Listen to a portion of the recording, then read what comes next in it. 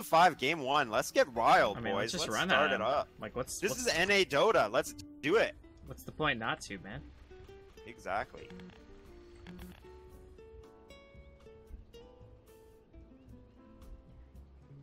I think there's a. How do you feel about like the control for Storm Spirit this game? I mean, Spearbreaker on his own can pretty much lock down a hero long enough to get it killed, or even lock down a hero long enough for you to be able to have a powerful initiation or counter initiation where you take someone else. Spearbreaker has a lot of single target lockdown, so if he's able to get that off on CCNC, he'll be in great shape. Disruptor is on CCNC's teams, obviously. Puck Silence is great.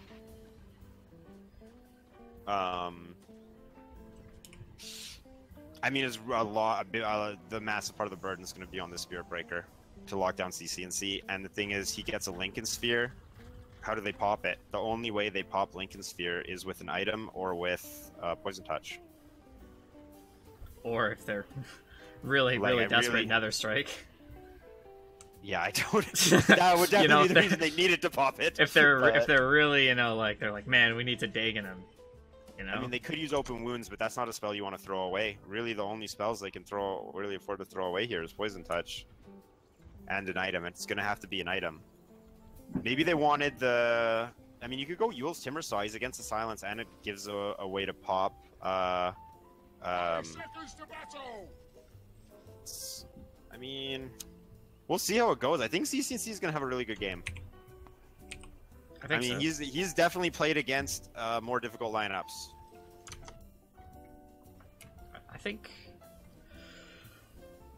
Oh, what do you think about this? I don't know. For some reason, I love looking at this. Like, if you click CCNC, see how many items he already has in his quick buy. I love seeing this. This is a man who knows what he wants. Exactly, dude. I'm ready for some CCNC ownage. There's the frog from Mason. Well done. Dude who's going to help out with the block.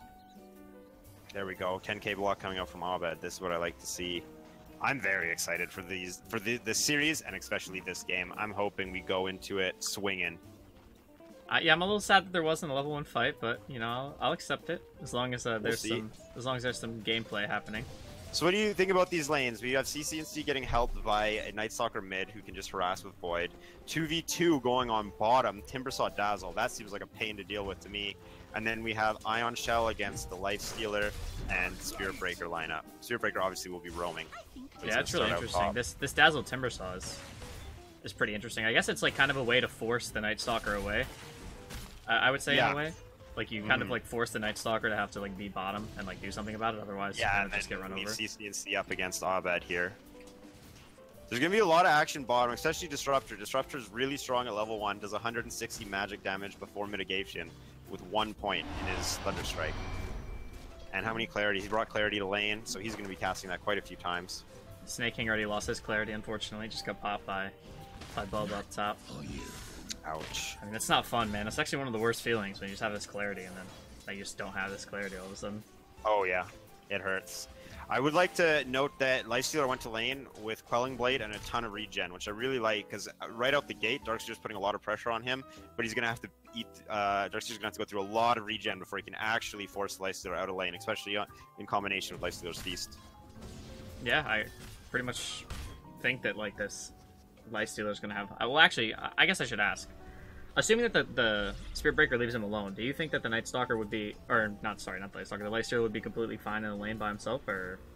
Like, after a couple levels? Like, yeah, after a couple levels, I think he definitely has a chance, especially... we do see the Flea stealing the Bounty Rune. Okay, I mean, that's, you know, a first blood. I mean, I was watching the Bounty Rune. I mean, I'm gonna be honest, I didn't catch it. I mean, T-Door's in chat. Let's just be real. I mean, Open Wounds is pretty expensive. He loses mana cost on it as he levels it up. I think that, especially if he gets solo XP and can get a quick 6, he'll be fine, because his 6 is a free heal. We have Boba going in on CCNC mid. He cancels the charge, eats the Remnant, and runs away. Oh, but God. I would like to point out, I don't think you saw it earlier, but hold on, I think something's going on bottom. Yep, looks like Yora's getting bodied a little bit here. He's going to back off. How the DC game started that you missed was Bulba missing a burrow strike on mid and dying and giving first blood and forcing Abed into a bad position. Here we go, Bulba, round 2. CCNC is at full health. He's going to give him the smack. Abed's going to give him the smack. Hit him with the orb. They're going to do a lot of damage, but I don't think we're going to get a kill unless someone has another spell. But CCNC has to do the very terrible walk home. No, he's just going to courier out some regen and hit a couple jungle creeps. This is a bad feel. Like, in a lot of ways, I mean, it kind of like feels better to just die, because like yeah, get right back to lane. Just get right back to the lane, especially in this really early phase, like as opposed to like then you're forced to like ferry out of a salve, and then you're out of the like for a full wave, and it just kind of feels like really bad. Yeah, and you have the 10k MMR player does get about 30 seconds there of free farm where he's getting every deny and last hit, which denies are a huge deal, especially in mid lane where you get the extra creep. Yeah, that's true. There is an extra creep in the middle lane that I never remember until you bring it up right now. That's why people say it's the Sumail patch. Some nice all chat from Mason. Very, very cute stuff. So what do you think about the CS so far? Any surprises? No, I would say this is maybe about what you'd expect. It's you know, it's always like a little bit interesting when you have these like Darkseer games. You always see like, oh man, the offlane hero has like way more CS than the other offlane hero. But I mean, you have to consider that like the Darkseer is just jungling, like. So yeah, he definitely gets inflated CS, and he's very powerful at level 1, and all the early levels. It's very easy for him to get CS. Looks like they're still trying to go on middle too. There's a lot of marks on my mini map mid. CCNC is taking a lot of harass. Picks up the infuse range up early. Great call. And he's and there's the void into the silence, but Dubu with the double bash. Gonna try and turn on CCNC, but he's gonna be safe in that tower. It looks like a lot of damage is going to go out on everyone but Fleet. Just kidding. He wants to get hit by an illusionary orb for no reason. But no actual kill. Bottom lane, going behind the tower. Dazzle and Timbersaw, I mean, they don't even care, honestly. They're not even in a dangerous position. Oh, CCNC almost just died middle lane, too. Luckily, yeah, and Abed and CCNC just seem to be fighting into each other with their support homies and just losing a lot of health, but not really losing any lives. And shrines are up. Both teams now. going for the shrine. Yeah, I was gonna say, should point out the shrines are up 5 minutes. Speaking of mid players, the courier on DC is way nicer than the courier on Team Freedom. It's the classic though. We should I do want to point that out, that one of the good things that you notice about professional teams here, if we're looking on in the case of Team Freedom, is like how efficient they are with their courier usages. Oh, it looks like we're gonna have a play bottom. They have an Ion Shelled, Surge, Night Stalker. They see Forev, give him the Void. He's gonna wait to cast the Silence until he's in range of a tree, and there's the glimpse. But the golden shallow grave, he's running away, but he's got nowhere to go. Just kidding. Oh, and he gets taken out. Yawar with the Snipe Axe. Timbersaw, one of the heroes that doesn't really die very often, getting taken out early on when he is actually weak. Yeah, and that's actually the second death from him. He's both deaths in this game. 0-2-0 on his team. That feels pretty bad. With a Dazzle in his lane. Yeah, I was gonna say, that feels really bad when you have a Dazzle in your lane, I think. I don't know. Snake King surging to steal this double damage rune while he gets chased by Bulba. Oh, and then Bulba just, casually going for the charge. Yeah. Just showing Bulba just likes hitting his buttons, and that's what you gotta appreciate about him. I mean, it's better than not hitting your buttons, ultimately, I think I accidentally called Bulba Dubu earlier, also. It's fine, I mean. They're both, on the same team. They picked up an infused raindrop on Forev, but the only spell that's really going to be blocking is Thunderstrike down here. And it's not going to block a lot of damage. I mean, it does help with mana regen. And I guess if CCNC does come gank, I guess the Void as well. It'll stop when he comes to gank. They're not going to kill him without Night Stalker. That's actually fine. That's probably a pretty important pickup now that I think about it, as long as they don't tank it with Thunderstrike. We have a charge going bottom. Are they going to be able to kill Yawar, though? It's a very fast hero with phase boots. And they missed the Timber Chain. Dazzle can't add anything. There's no points in Q. Poured out from Stan King. and a fail gank from DC. This is one of those games where playing Spirit Breaker is really rough, where you're just going to turn into someone who casts their spells and dies later on because you can't get anything out of the early game, and Spirit Breaker isn't really known for his ability to flash farm and catch up. He really, really needs these ganks to be going well for him, and it is not going well whatsoever. Currently sitting at 0-0-0 on the scoreboard. There's something interesting to note here that CCNC has to be careful. The Puck has a really easy way to get rid of his infused raindrop charges, and the infused raindrop, another charge, kind of a big he deal. has a teleport scroll. Oh. Yeah. Is he? They have 3 players going, but Abed is pretty far out. They see him. They do have a TP on Snake King. Good timing on Mason, waiting as long as he can for the open wounds. There's another surge. He's just gonna run away. Man, this feels so bad if you're DC. Although bottom lane, maybe no way. That was is very quick. It's gonna be hard for them to actually kill him. He can just stay in the fight as long as he wants and run away at the end. There's not a lot they can do. The glimpse. He might be able to get some bashes here. He doesn't want to go near. There's Flea. Flea still has the silence. Another void up in 2. They're just gonna back off. Yeah, I mean, play with fire, a little bit of damage on the middle tower as well.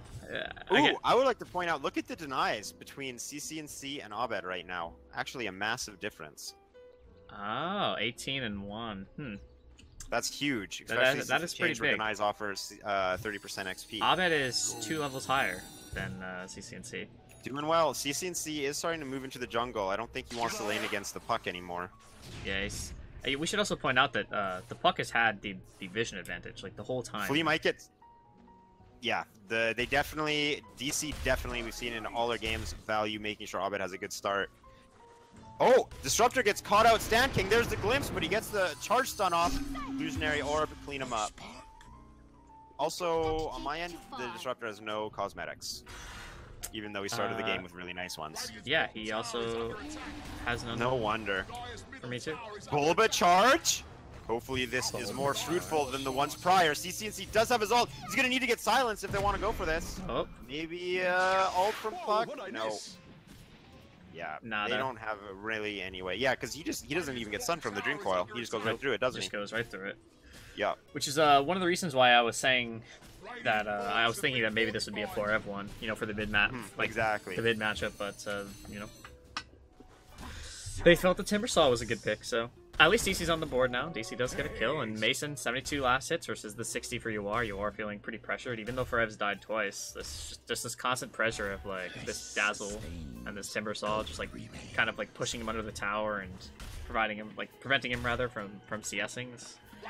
Put him a little bit behind, but definitely. So in regards to strategy, what do you think about finishing this Lads up on Troll and them starting to 5-man, maybe try and push an objective, get a pick off, and take Roshan?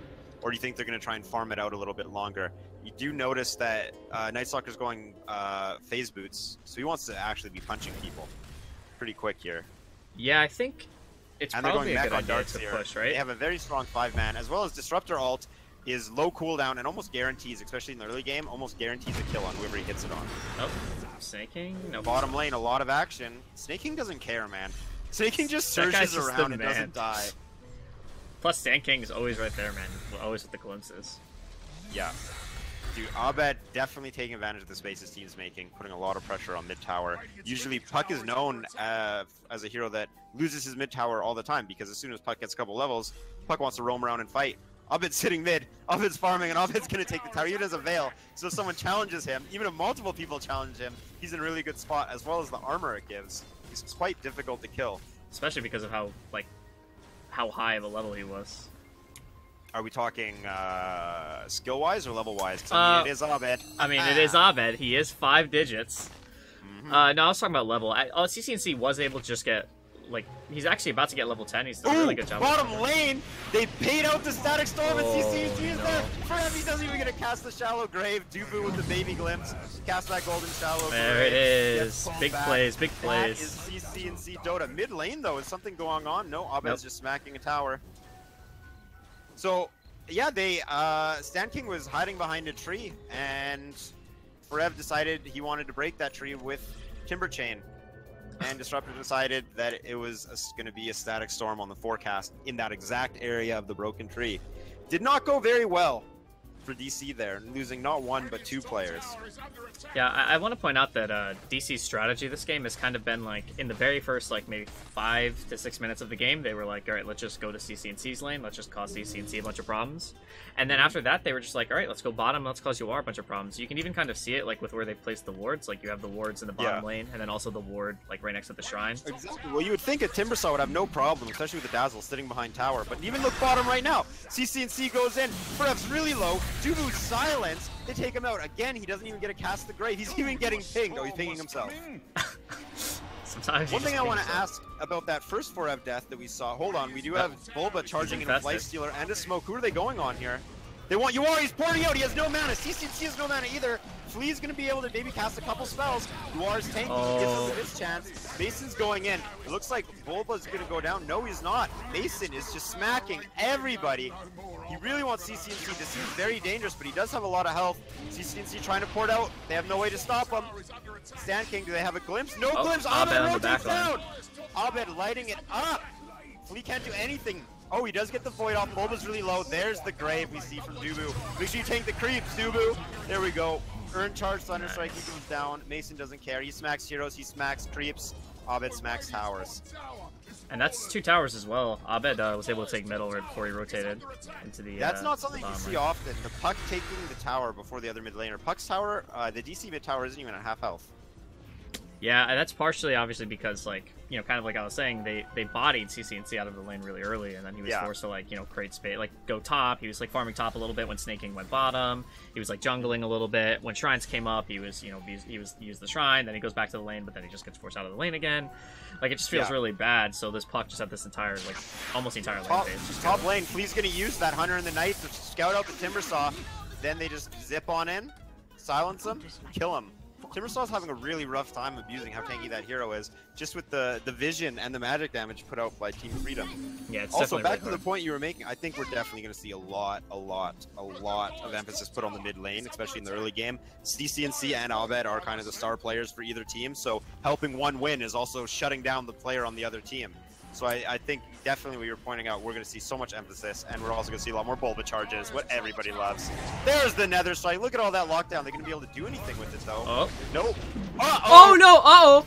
Vacuum. Okay, I mean, it's fine. It was all part of the gameplay. Oh, I don't even know what to say about that. On him. I don't even know what to say about that. Into 3 kills. Freedom is here to play. That was gamesmanship, man. Really was.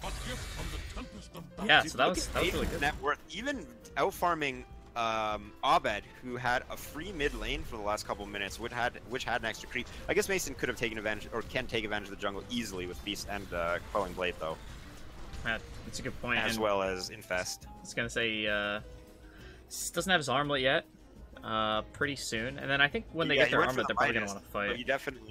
He definitely had not a bad time after he got a couple levels dealing with that Darkseer. You're gonna go Midas. Midas also does help you lane against Darkseer too. Yeah, exactly. You just Midas the Ion Shell crew.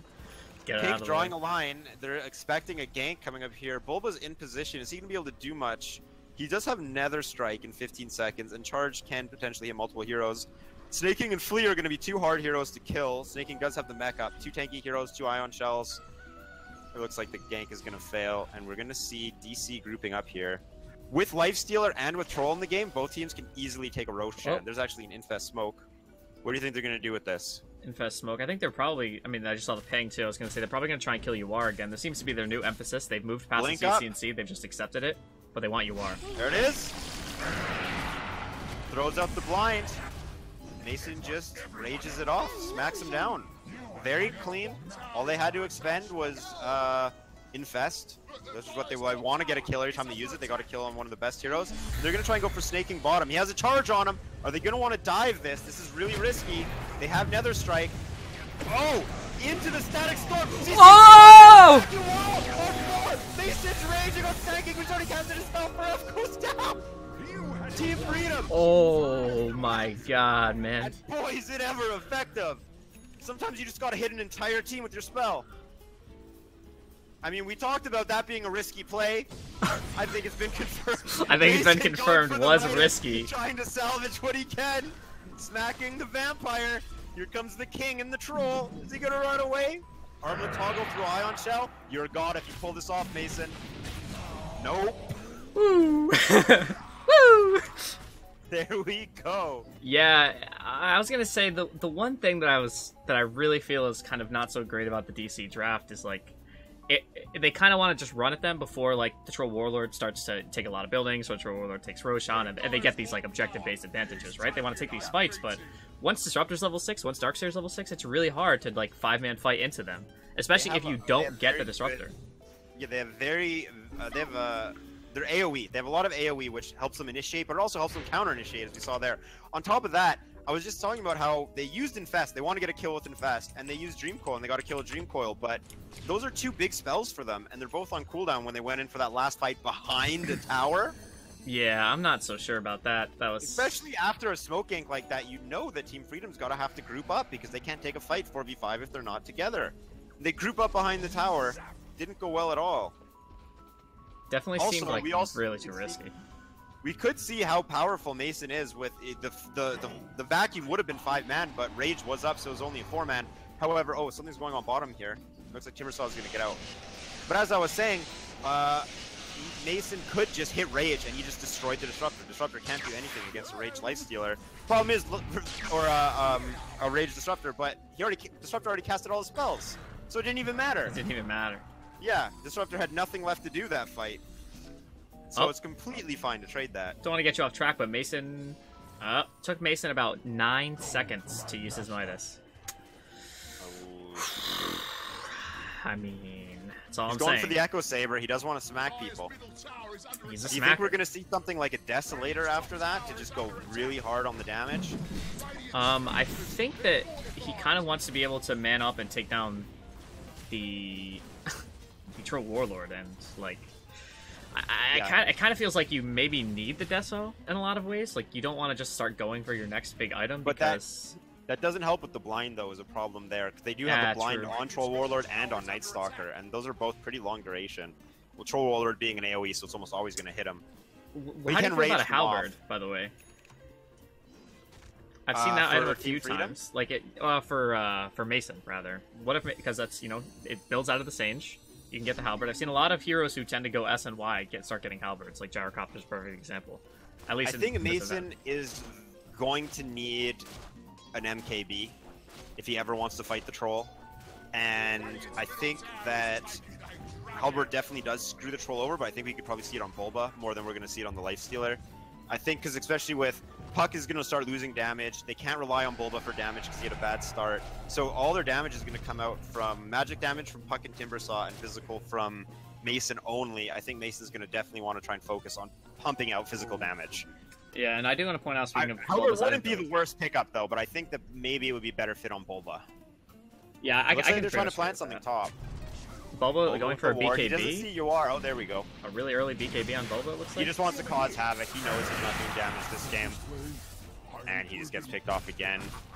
Dubu just gets right on out of there. Bulba's gone. Peace, boys. I'm outie. Sitting in the trees. Night Stalker with the drum going into the Midas. They're running after Mason. They want to fight. They want a 5-man fight. They see Abed. This could go bad. This could go very poorly. You have Dubu behind him. Abed's low mana. Abed cannot fight this. Uh-oh. Oh, they decide they're just going to go on Mason instead. They bust 2 ults. There's the Golden Shallow Grave. TP doesn't make it. There's the glimpse. Mason's still alive. Mason's fighting though. Stacking hits his buttons. Mason doesn't care. He gets the infest on the catapult. There's the double Dream Coil. Perez trying to do as much damage as he can. Snaking and CNC are low on mana. There's a double charge from Bulba. Are they going to be able to finish anyone off though? They're hitting their spells, but they don't have any damage. Sucker ends up being the only one to fall. Very tanky heroes in this game. Tanky or survivable through mobility. A lot of spells used, and only the hard 5 on Team Freedom gone. That's Yep. an awkward engagement, but I would say that could have been a lot worse for both teams. Abed just actually missed his Waning Rift on Creep's bottom, I'd like to point out. Oh, heck yeah. Yeah, Abed got a 2-man coil on 2 low mana heroes, and they just stood there because there wasn't any actual damage output from DC. Yeah, Forev hit all his spells, Abed hit all his spells, and Mason was low health. They didn't really have much follow-up, and it wasn't enough damage to that initial burst. Yeah, I do want to Looks point like out that. oh, sorry, go right ahead. I was gonna say they could have killed Mason, but Flea kind of like flew behind the tower to get vision on both like what the TPs I think that were he coming wanted to in, go and also go more. But if he had just stayed Yeah. there and killed Mason, then I don't think they could have fought because Mason was the kind of one of the contributing factors for that fight. Flea gets caught out at the bottom rune and actually gets punched by Bulba through the Dream Coil. So they're going to switch to snaking. CCNC comes and kills Bulba. Bulba's already casted all his spells. Flea's making it out. He has a pipe. They whip the Static Storm on Abed. Abed's going to look like he's chasing Flea. Timbersaw's going, and this is a great place for Timbersaw to fight. Snaking very low, no mana. Forev is just destroying here, hitting everyone. Big Infest Bomb. That was a great place for DC to take a fight. Every time Forev pressed the button, he hit about 6 or 7 heroes. Might be a slight exaggeration, but he loved that. Forev finally got to be part of the game there. Except for when, you know, in comparison to that mid-fight with no trees around, where Forev was really struggling to put that damage out. Man, the casters are trying to sabotage us. Look at my stream, man. I just got invited by Trent, Shane, and Gareth. Like, get out of here, man. Sabotage. Trying to sabotage my career. Mother freakers. Mother Back to the Dota game. Yeah, that was a lot of damage for Forever. I'd like to probably, you know, venture a guess that was the most damage that Forev's done, like, in this entire game. Like, just how much he was able to do, like, compared to how much he's done this game. They find Dubu out top. CNC trying to Dubu just with his brown boots makes CNC have to blink 3 or zip 3 extra times. I mean, it expanded his entire mana pool, but he is regenerating at 30.9, so he's not too worried about it. The top shrine isn't up for a while. DC's just going to take farm. They even have Abed scoping around. And you got to remember, Abed that's a Bloodstone charge. To travel. Yeah, that's a Bloodstone charge. At the end of the day, it's worth the zips for a Bloodstone charge. And they're going Solar Crest on Flea. They don't really feel they need the Aghanims pickup on it, and I really like this. That's interesting. I like that a lot. One of the problems that Night Stalker faces, if he gets a late Aghanims, he really only does offer the vision, the silence. Yes, this kind of plays a spellcaster from the side. This build he has now is taking advantage of his really high armor in the early game, his base armor. Actually, it looks like, hold on, I think that they're going to try and make a play on top here. No, it's just Mason marking out where no one should go, and then he goes there himself. Heck yeah. Farm it up. How do you feel about all these wards from... yeah, the wards next to the Roche. There's like very worried about sneaky plays happening. There's 4 sentries across both teams and an observer. And a scan on Roshan just now as well. And an illusionary orb. And an illusionary orb. They really care a lot about this Aegis. I think they know, right? Because like Team Freedom's been winning most of the fights, with the exception of that last one. So and Roshan's easy for both teams to take. Exactly. So they want to be able to, you know, catch Team Freedom when they're not prepared. Like, and you know, having Yawar in the Roche pit would be a perfect time to actually take one of those fights. And you don't want to give the Aegis away, right? Because then, like, then how do you actually take a fight? Especially when your whole, like, you can't kill CCNC right away. That's why they've been focusing Yawar. If Yawar gets the Aegis, or even CCNC gets the Aegis, it's like, how do you actually do anything in the fight? They can't. I don't think they have the output to take a fight with against 6 heroes, including having killed Core twice. I'd like to point out, we did call the Lifestealer going Desolator, but check out Troll going Diffusal Blade. Really good item for kiting. And that's, you know, the Lifestealer is going to have issues with that against the Storm Spirit and now a Diffusal Troll, and against Surge from Darkseer. Also like to point out, hold on, looks like we're about to have a fight. I think they know. Smoke into smoke. They assume Roche. Okay, interesting. Yeah, they're going to grab it here. Oh, also, I'd like to point out, Disruptor took 60 GPM over 100 cast range. So it looks like, I mean, he is struggling with items. Oh, Dubu, no. Oh, this this is good though. Oh, never mind. I thought that's a Bloodstone charge. That's a Bloodstone charge. Bloodstone charge. CCNC wants more. He is a little bit low on mana, but he's regenerating at 36. Breath throws the ult. Oh, there's the bonus Static Storm. Counter initiation into the wall. What are you gonna do? They're stuck. Bulba doesn't get to do anything. Breath's still doing all right. He has that pipe. Infest Bomb. They do turn it, killing Yawar. CCNC went down in all of that, getting a little too cocky with the counter initiation. Snaking being chased, waiting her silence, misses the orb, but hits the auto attack. Oh man, that was spells just didn't cut it. Both teams overestimating their damage output and having it go poorly for them. This time in favor of DC. Yeah, that was that just put DC in the net worth lead actually. Obviously not by much, less than 1,000, but nonetheless, less than 1K. That is still, you know, ahead, and this could potentially. I was gonna say this could potentially be Roche. Forev just missed a chain. He actually tried to chain onto the little thing with the spikes, the little spike. They thought that was a tree, no big deal, you know. You know, one part of that fight that you could definitely argue went well is they killed Dubu first, away from everyone, spending mana and putting spells on cooldown and setting DC up. Even though they had that big counter initiation, it wasn't enough, and they killed CCC and UR, the two most important heroes in the middle of it, and then they just cleaned up the rest of the team. Yeah, I think one of the major things that was probably going through DC's head was they knew that the rest of the heroes were up there because Dubu was up there. And so they chased, expecting that with the Dubu pickoff, they were going to leave.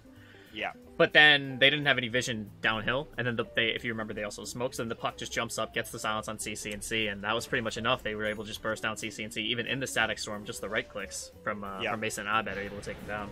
Well, with the Desolator, too, it really helps the physical damage output, not just on Mason with his Armlet and his Echo Saber, but reducing the armor helps everyone deal damage. Stacking also with Weave, even though Dubu was dead, we'll see it in the future. Spirit Breaker, very poor, and CC&C going in, just collecting his Bloodstone charges bottom, no big deal. Gets charged, has a low amount of mana, but there's only 4 players here. Just gonna be a 4-on-4 fight. Interesting. Going in, not a lot happening. Everyone's just kind of looking at each other. Forever wants to go, huge Timber Chain. His pipe, oh no, another whip, just kidding, he walks right back into it. No, he whiffs it. And everybody's out. DC trying to catch anything. They do have Abed with the Infest Bomb, Forever chasing, Snaking surging away though. Oh, nice. Nice plays. CC&C Fort's top takes the shrine. CC&C's really been farming well this game. Yeah, he does want to have to recoup on the Bloodstones after that death in the top lane. He needs to collect some more charges from Dubu as Dubu wanders around the map as he seems to like to do. Just by himself, just a lone wolf. You know, he's just that kind of guy. He just goes around, does things. You know, things happen around him. Such as life. It's just a day in the life of Dota. Solar Crest getting close to picking it up. It's gonna make the target either Storm Spirit or Troll very difficult to kill. Especially, I like to point out, CC&C's going Shivas. He already picked up the plate mail, so he's trying to counter that minus armor that Mason's gonna be putting on him. I want to go smack towers. I was gonna say, do you think they're going for this? I mean, they know the Static Storm is down rather. Another 20 Static seconds. Storm is a short cooldown, but yeah, they do know still another 20 seconds. But with Deso, I feel they like have Weave. Oh, they have Deso. They're gonna go in. They're just casting some Waning Rift, makes them bust the fountain. It is kind of hard for them to force Mason out with that rage. There's the glimpse. Doesn't have rage for this. But they don't have Static Storm. There's the troll out. There's the Dream Coil. Fest heals him up. There we go. Boba. CCC coming off the back line and killing Dubu as usual. They do get the wall out, a lot of illusions, but they have so much life on DC. Teams Freedom's doing such a great job hitting their spells, but they're not doing any damage. Mason doesn't even care. CC is just smacking him behind the wall. There's the Nether Strike. It actually connects into the Waning Rift. He denies. 4-man Static Storm, but as we say in NA, for what? For what? Wounds on Flea. He's trying to be part of the fight. Mason's just gonna back off, flips back on Abed. Flea makes it out. You are smacking Bulba. Bulba's gonna be the sacrificial lamb with the space he made for Mason. Peace racked. Brev still basically at full health. What are you gonna do? And Mason's gonna walk out. It looks like they might just sacrifice Forev here. There's the Bloodstone deny anyways. They didn't lose much. Abed brings the Lifestealer out. And Dubu pieced 5 minutes ago. Yeah, looking like a very difficult game now for Team Freedom. These are not exactly heroes that you want to play behind on. And now that there's a tier 3 down, they can take shrines. And the shrine, I want to point out, in the top lane is really important, especially for Roshan advantages. Definitely. I definitely agree with you there. With that shrine open, that really helps DC. They have bottom lane and they have top shrine there they can take over. It's going to put a lot of pressure on. It's going to be keeping Team Freedom away from the Roshan. But the thing is, Team Freedom's not even fighting that poorly. They're hitting their spells. They just don't have the damage output. They just can't kill heroes. Is focus fire, and they're communicating so well on selecting the right targets in the fights. CC&C, they're going to go on Puck. He gets the Grave. He's silenced. There's the Yule Scepter. They're going to try and turn it on Snake King. Surging away. Glimpse. Dream Coil. Snake King's just going to try and port out. Stan King getting body blocked. Poor guy. Been having a rough time this game. Hitting humongous ults. Still dies for nothing. DC probably going to take this T2 mid. Roshan's not up. Not for a while here. And then they have the Shrine to go for as well. The one Abed's over. And what is Abed picking up over there? Ultimate Orb. He wants a Sheep Stick. More lockdown for the Storm Spirit. I like it. Storm Spirit, we talked about him going Lincoln Spear. You are? You are? He's a quick boy. He's got the fountain. Oh no, this looks like a really awkward fight, and the wall's nothing, dude. Well, I mean, Team Freedom can't win when they fight well. Let's see how they do when they fight poorly. Actually, it looks like DC might just back off. There's a double damage rune. They can just take the shrines. DC doesn't have vision of it. Neither team has vision of it. Both wards missing it, actually. But they do know the rune is top now. They likely will not go there because of Night Stalker ult. Bulba's still working on even getting his Mithril Hammer for the BKB. That's the AC pickup as well on the Lifestealer. AC just, it works so well on that hero. AC is just perfect item for that hero. It's just everything the hero needs. Night Stalker still doesn't finish the Solar Crest. He really got shut down. Oh, Snake can get caught out. There's the stun. Glimpse on Timber. He's gonna keep running. Bulba's in. Bulba has no flee. Last second timing on the Void. If only he could save his boy Stan King like he saves his boy Snake King.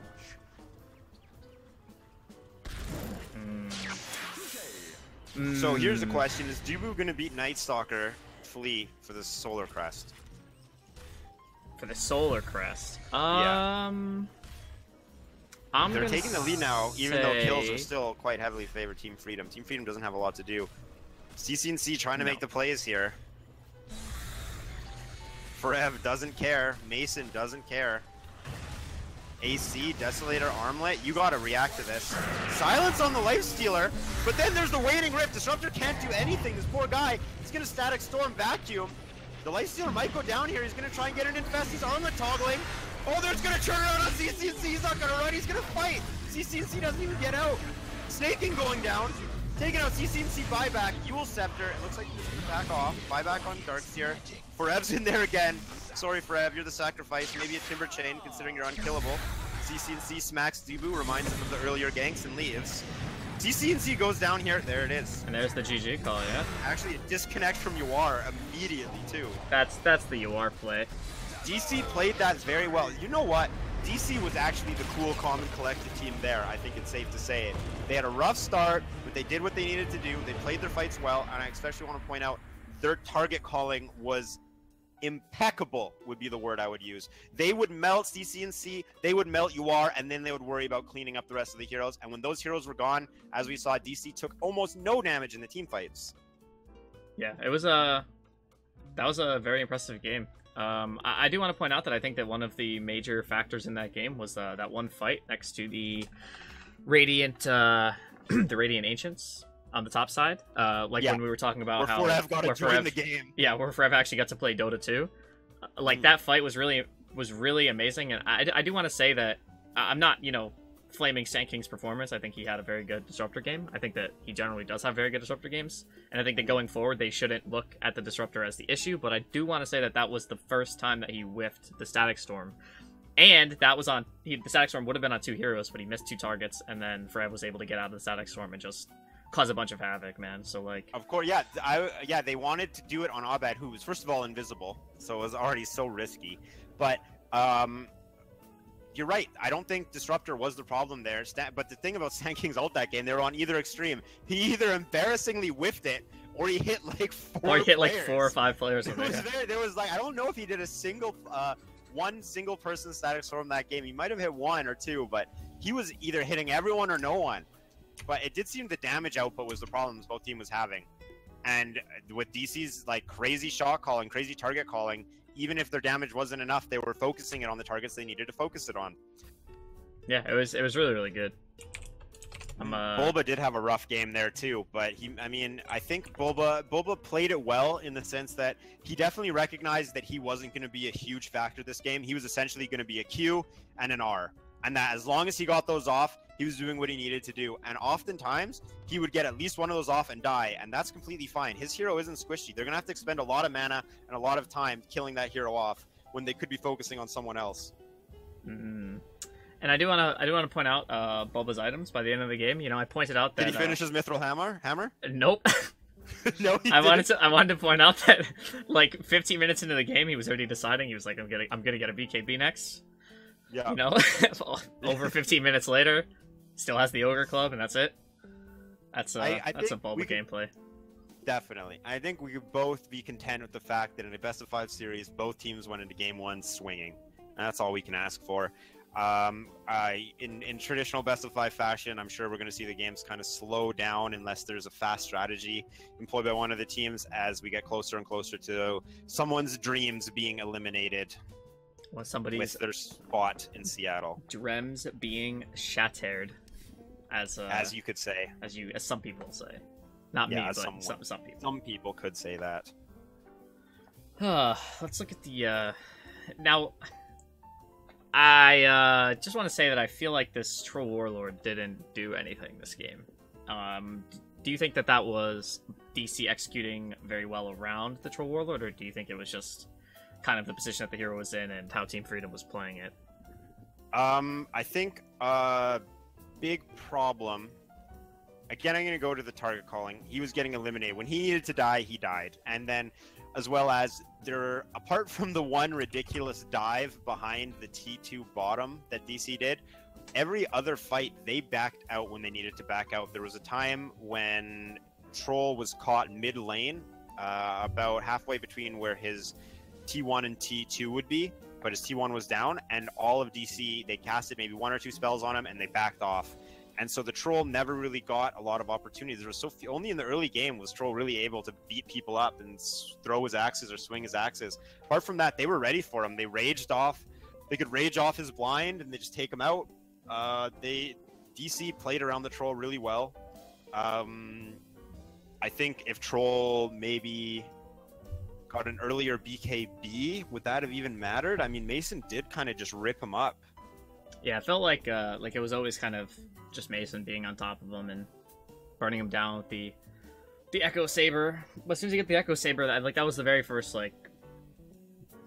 I'll say the fight with Forever. I was saying was kind of a big turnaround point, but I think the point where it felt like Team Freedom lost control of the game was when they kind of overextended top after the Duvu pick, thinking that they were going to get a pick with them backing, but then DC just turned around and they hit every spell and still lost the fight. That's not a good sign. Usually you can always have hope, good. Even when a team is dominating you, there's always that hope, maybe we'll hit a 5-man static storm or something like that, but that was what they did, and they still lost. They got nothing. Yeah. Another thing I wanted to say is we did discuss CCNC going Lincoln Sphere because there was a lack of there was pretty much no way for DC to break it without expending a valuable spell, except for Poison Touch on Dazzle. Do you think if CCNC went Lincoln Sphere after Bloodstone instead of Orchid after Bloodstone, would the game have been much different? I feel like they almost needed all that damage from CCNC, but he also was just getting popped. He would get hit by one thing, and it would just combo into everything else. And there's nothing he could do. As soon as he got as soon as he got touched, he was done. It didn't seem to matter that his life pool was either full or dead. There was really no middle ground for him that game. Yeah, I'm not sure. On one hand, on paper, Orchid looks pretty good against their team, right? It's pretty good against the puck. It's theoretically especially good when they had with such a strong start they had. They even were leading on kills for the vast majority of the game. Yeah, it's kind of hard to say. I mean, I still kind of feel like the Troll was kind of more so the issue, because I don't think that it would be so much of an issue to say if CCNC regardless of whether or not CCNC got an Orchid or a Lincoln's, ultimately it was still the damage, right? The damage was the big issue, because even when they hit these spells, they weren't able to kill Mason, they weren't able to kill Abed.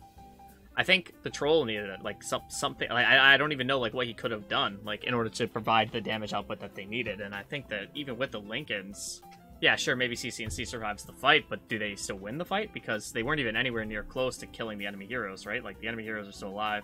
They're still able to just chase you down. Sure, you survive for a little longer, but Team Freedom had problems, and it seems like the utility and the Dark Seer and the Night Stalker just weren't able to contribute enough. Even hitting their spells, it just didn't seem like with just Troll and Storm Spirit, it was enough to finish the fight off. People were surviving. Night Stalker silence during nighttime is very long duration, and people were especially Forev was just tanking it. He didn't care. He might as well not even have had it cast on him.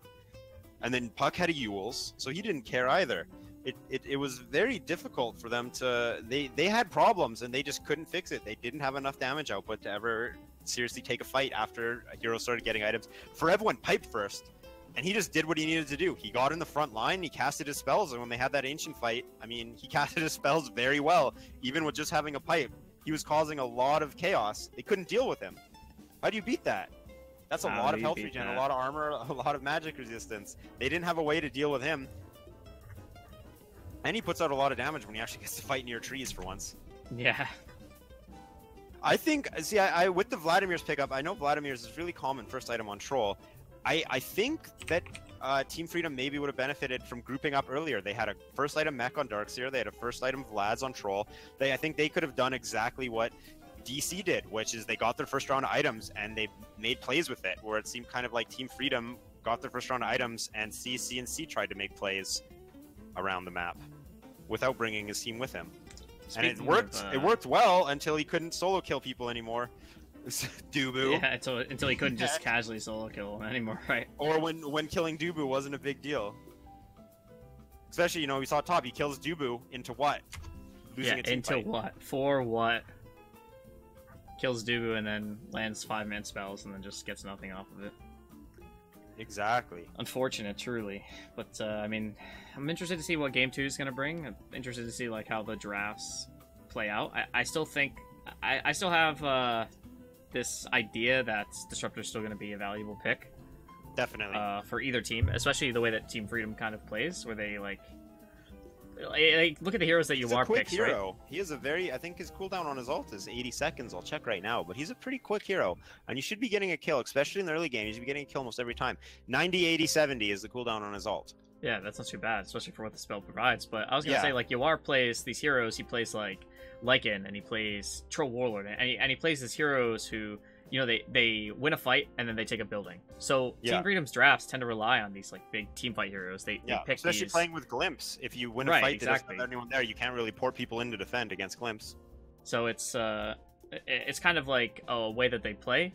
Of course, I think that DC obviously knows that in a lot of ways, and it is, you know, it is confirmed that Freedom and DC are, you know, pretty close scrim partners in a lot of ways. So, you know, I think that both these teams, like you were saying, kind of know a lot about each other, and so I think it'll be interesting to see if these drafts evolve or if we'll see anything.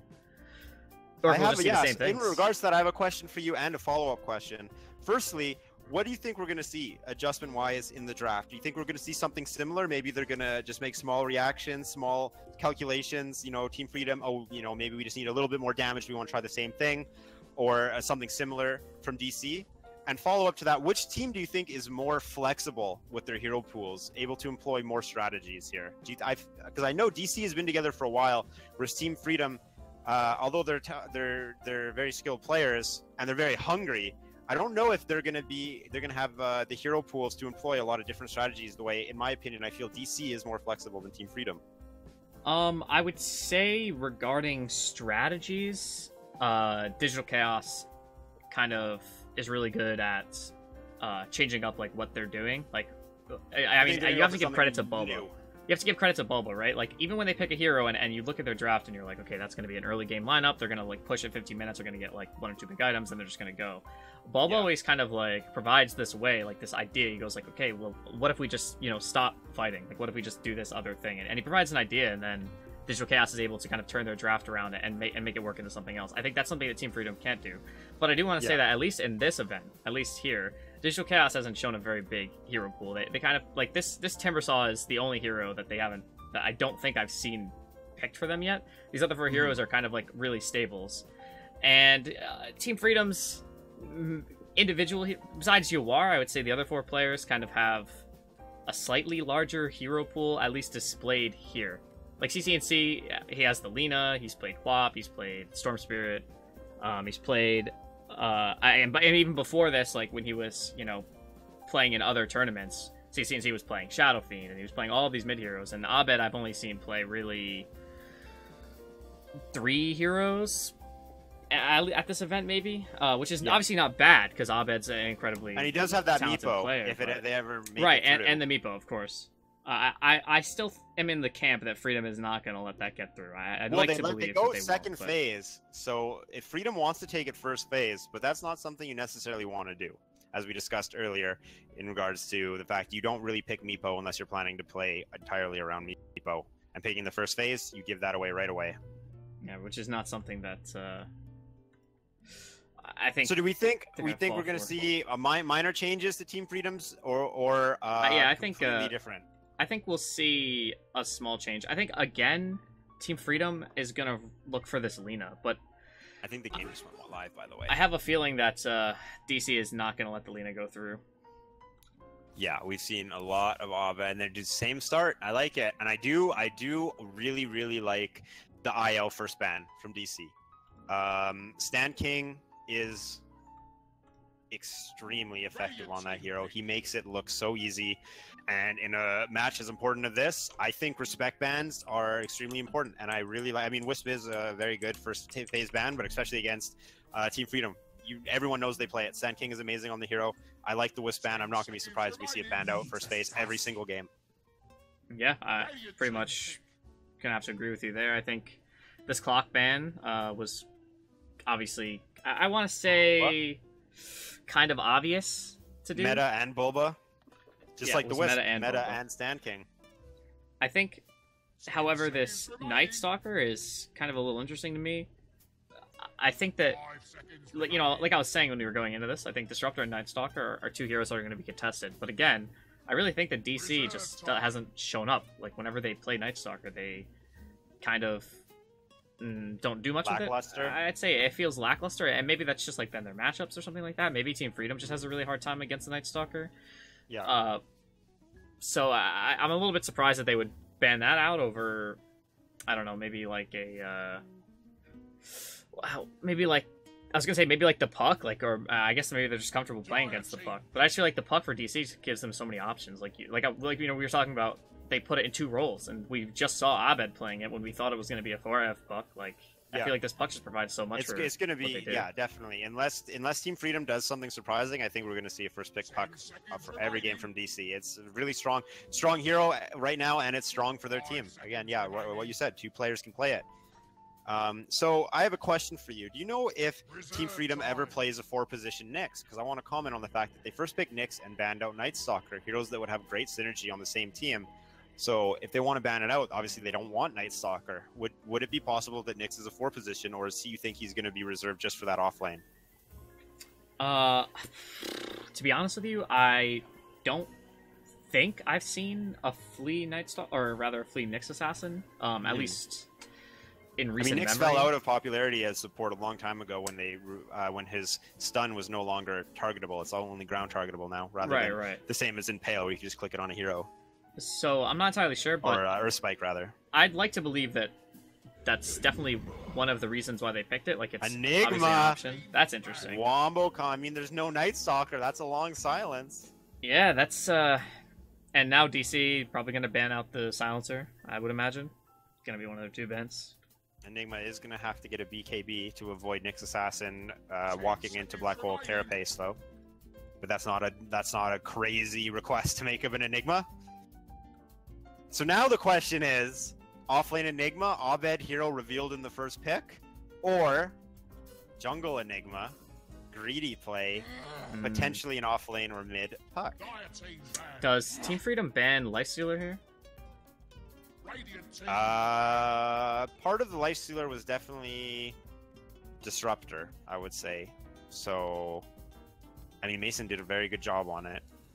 You don't think that it works well with the Puck and the Enigma? And it definitely works well with the Puck.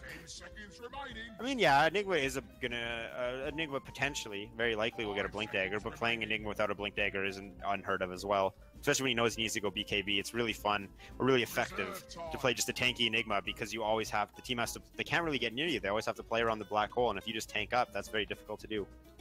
I mean, I think a lot more will get revealed. I really like DC's draft. I mean, it's very likely an offlane Enigma, but the fact that it's not 100% is what I like about it. You're not completely sure. Yeah, exactly. Always something that you have to consider. Mm-hmm. And so they banned out TA, so they don't want any strong heroes to go against Abed. Again, we both brought it up last game. The mid lane, especially during the laning phase, well, I guess specifically when the mid lane is one-on-one for the most part, is going to have you focused on. It's probably not going to be a one-on-one lane. CCNC being essentially the star player Freedom, and Abed being the star player of the global leaderboards and Team DC. Mid lane is going to get focused on a lot. We're going to see many heroes there. I think it's very rare we're ever going to actually see a one-on-one mid. All right, so banning out strong heroes like TA and like Ember, who tend to dominate their lane and do well with ganks. I think this kind of shows that DC doesn't is trying to maybe bait Freedom into picking the silencer pick, because I feel like every single time I've ever seen DC pick Enigma, they've banned silencer. Most teams, I would say, tend to do that. Freedom did ban the Lifestealer, by the way, I think, so, like... Yeah, they did. Maybe they kind of agree with it, but... Oh, there's the Freedom Lina. We were talking about that. Yep. I'm surprised that that got through, actually. I'm surprised that they valued the Ember over the Lina. Well, we have very likely CC and C's hero. Although it's not unheard of. Well, yeah, I don't think you'd run Lina as a support with the Dazzle. If you want to run Lina as a support, you usually want to do it with Sand King. Guarantee that really, really powerful combo. Burrow Strike into LSA. Almost a guaranteed kill on anyone in the early game. Yeah, this feels like a pretty decent draft, I would say, so far. Like I think from we're Team likely Freedom. going to see the 5 here for Digital Chaos. What could it be? Let's see. Doobu's Dazzle's been taken. I mean, but they could take the Disruptor if they want it. They could take the Disruptor, yeah. I mean, that is a lot of team fight, a lot of magic damage, though. I was going to say, it would be a lot of magic damage. Crazy team fight. What else does Doobu play? You know, I was gonna say Monkey King, but I don't think we're gonna be seeing any Monkey Kings. At least, at least not in recent memory. I wouldn't be surprised if it's a Disruptor. I mean, Disruptor... If Nyx is using Carapace on Disruptor, I'm sure that's fine. It's really not a big deal whatsoever. I'm sure they don't really care too much if the Disruptor's getting stunned after he's already dropped Static Storm. Slardar, hello. Okay, so... There's some physical damage for them. That's the 4 Slar. And that's a good hero to jump on the back line and go after the Lina, too. Yep. You know? Even with the Lifestealer banned out. Still very good. Doesn't scale super well, but he does what he needs to do. Blinks and stuns, gets a lot of attention, sets up for Enigma, sets up for Puck. They have 3 potential Blink Dagger carriers, 2 almost guaranteed Blink Dagger carriers. We might as well say guaranteed. The Starter and the Puck are, I'm certain, going to pick up a Blink Dagger. Yeah, I mean... They're a very quick team, a very dangerous team to fight against. The Dazzle pick is going to be really effective here, I believe, because of how fast DC is able to blow someone up. Dazzle just being nearby, he might be able to counter... All the counter initiation they need might just be Shallow Grave. You know, I would like to point out, too, that this Digital Chaos lineup is pretty good at dealing with a Lycan as well. Like, they have a lot of ways to chase him. Yeah. Even when he's in this form, they have a lot of ways to keep vision on. They have a lot of ways to lock him down. And I think that's always something you have to consider with Team Freedom. They really value the Lycan a lot. Definitely. There's a BKB piercing disable for Enigma. Yep, that's good. I like that. Also a purge for Puck Silence, as long as he doesn't get hit. A purge for amp damage, actually known as Corrosive Spray now. Corrosive Spray, right. I always forget that, actually. But Legion Commander also, you have to consider, synergizes with both Dazzle and Lina. You have this extreme burst with Lina to be able to get the pick if you're not too sure about it. And you should never lose a duel. It's extremely unlikely that they will lose a duel, or that they should lose a duel. Yeah. See what's going to happen here. Also provides physical damage. Also, yep, exactly. Physical damage on their team. Good call, Caster Craig. Caster Craig. Oh.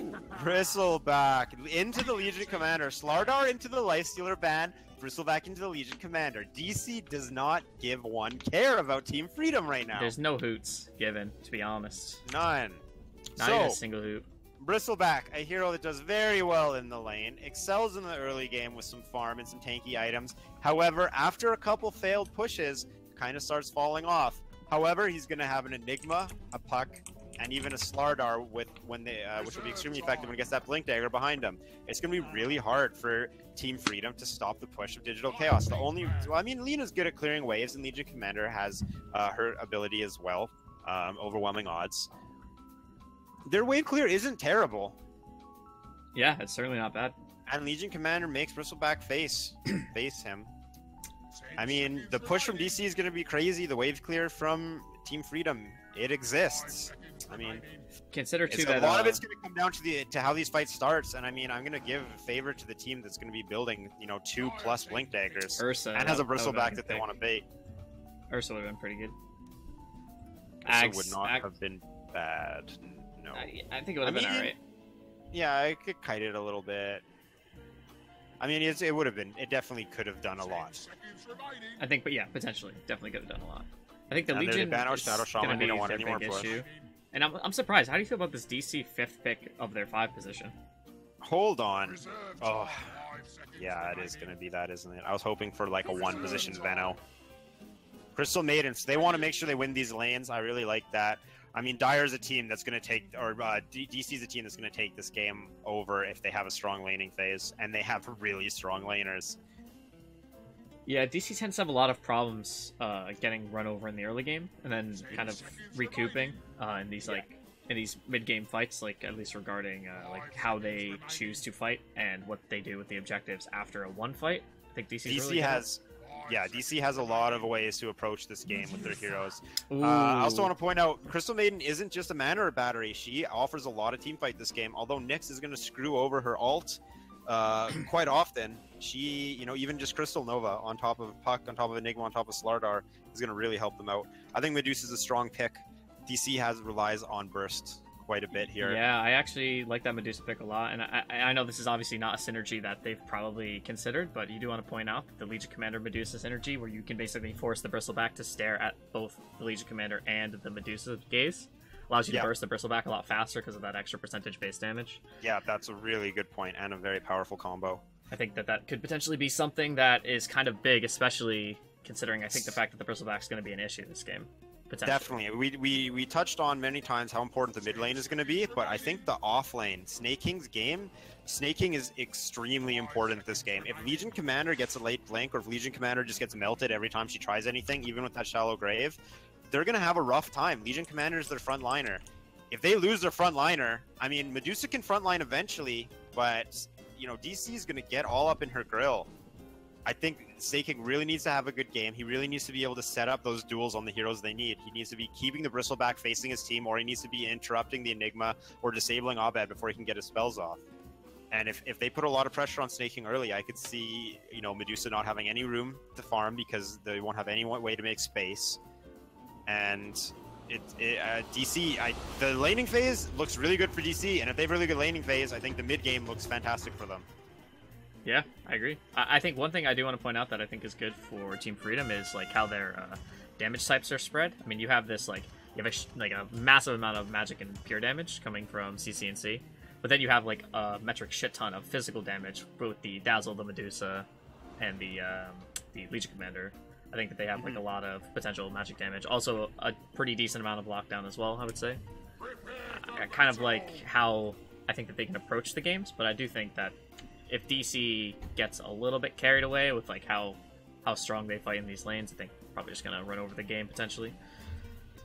Yes, I would agree with that. And don't forget that you don't take magic damage when you're affected by Stone Gaze. So hopefully we can watch, some CCNC whiff a couple spells just for the the nice meme, as the kids these days would call it. Player I places the most observer awards. 50 seconds. Dubu, Abed, Zero, DC. We do have some action top. CCNC wants this rune. Snaking, being the space creator, if he doesn't get it if he gets shut down in lane, at least you got to make a little bit of space in the early game. Bulbo with the boots, I love it. This is what I really like about 4 position in pro games is you can get boots because someone is actually going to buy everything for you. Not really well-mannered move in pubs. Not a well-mannered move. Mm-hmm. You know us North Americans, very, very big into the mannered pubs. Of course. And it looks like these lanes, we're going to have the Bristleback safe lane, playing with the Slardar. See, I'm rotating in and out from jungle. Probably won't have to do too much. Obviously, Abed will be mid, and we have the off lane for Enigma. With 4 clarities, he's going to have a lot of fun farming. Once they see his 4 clarities, he might actually be putting a target on his back for Team Freedom to go and check him out in the jungle and fight him if they can force him out of lane. Again, I think they're going to put a lot of pressure on Snaking right out the gate. Jubu, very unlikely, in my opinion, to start in the jungle. And Flea goes mid, and Mana turns Abed. I was gonna say, it looks like nobody's going middle, but then all of a sudden Flea just comes, casually slaps him with the mana burn as one does. Oh, and there we go. Snake King taking advantage of overwhelming odds to get the last hit on the range creep.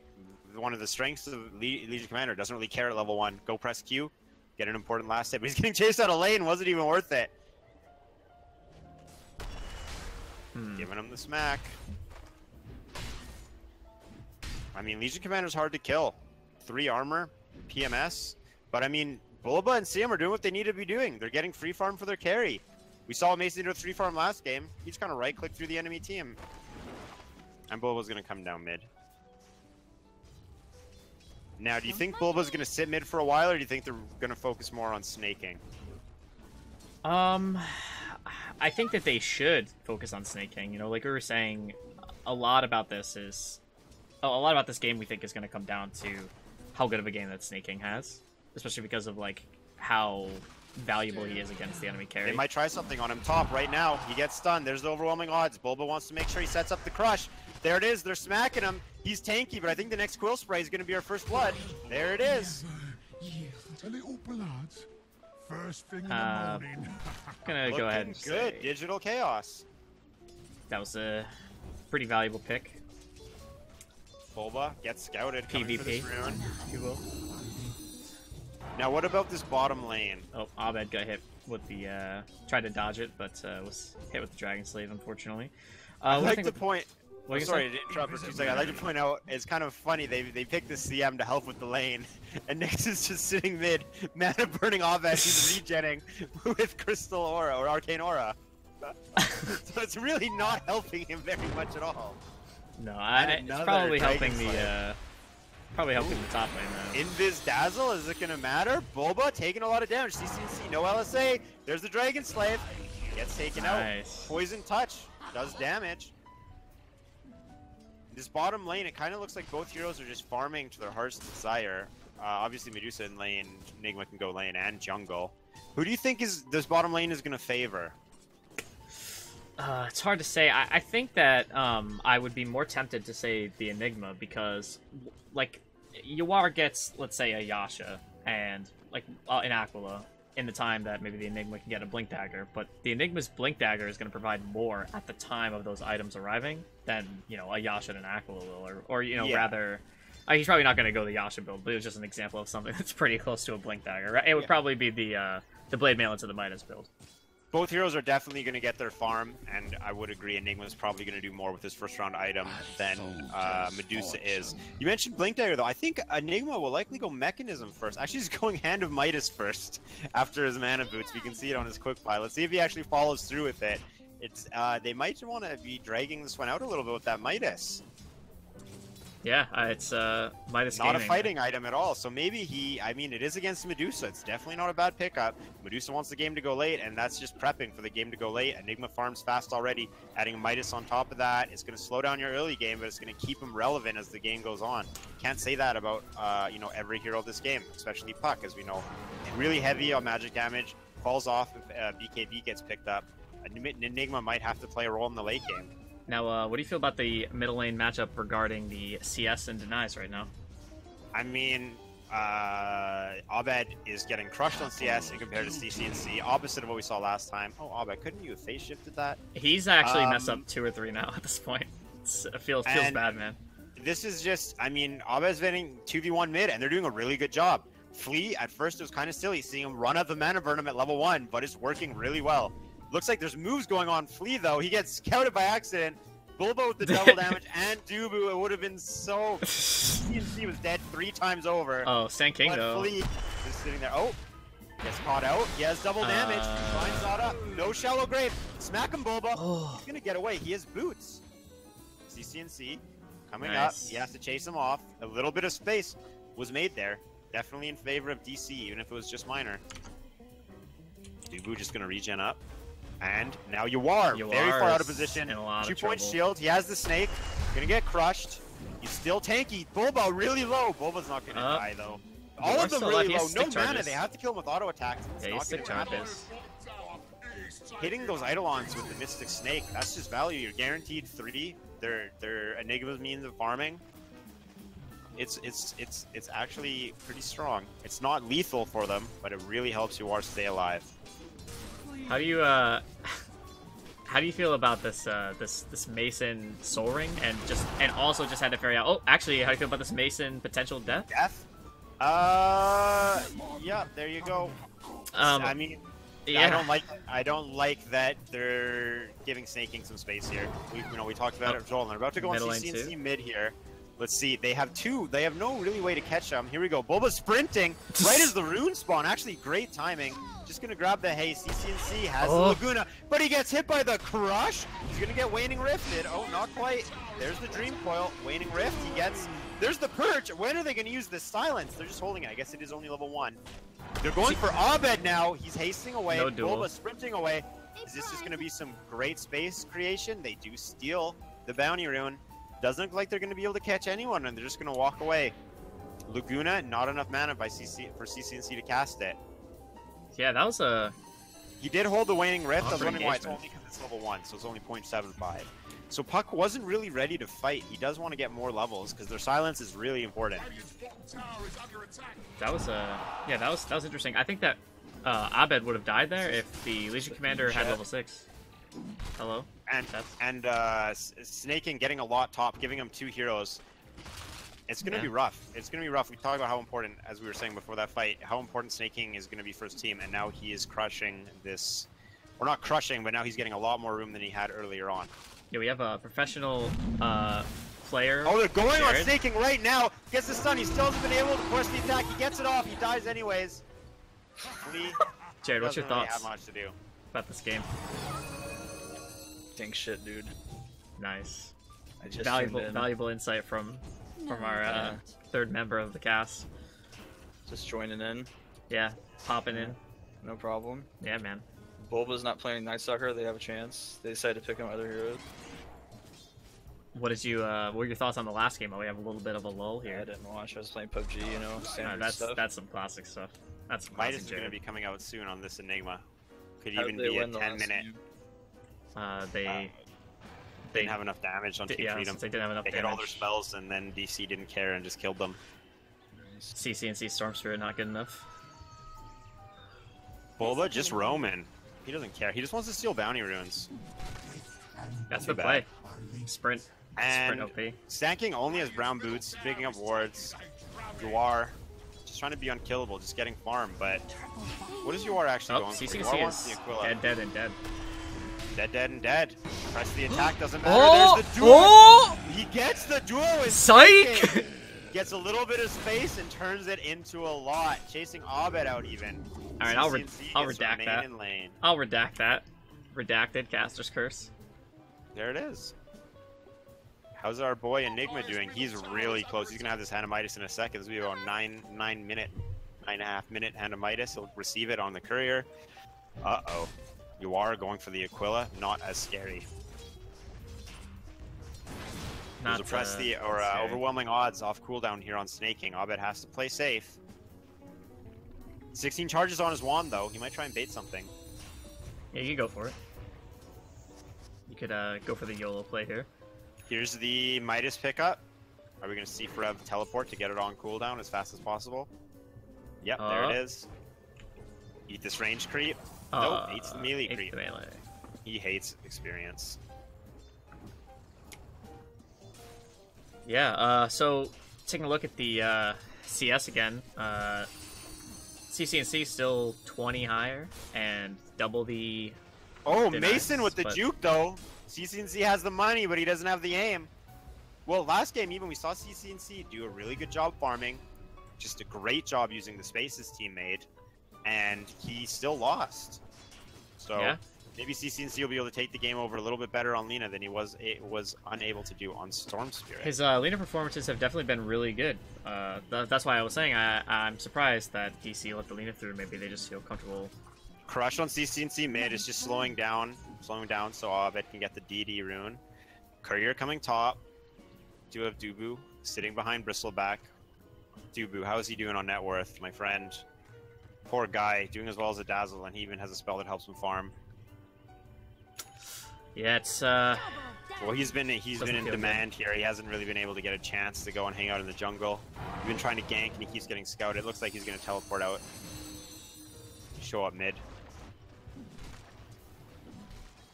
DC, I definitely would give them.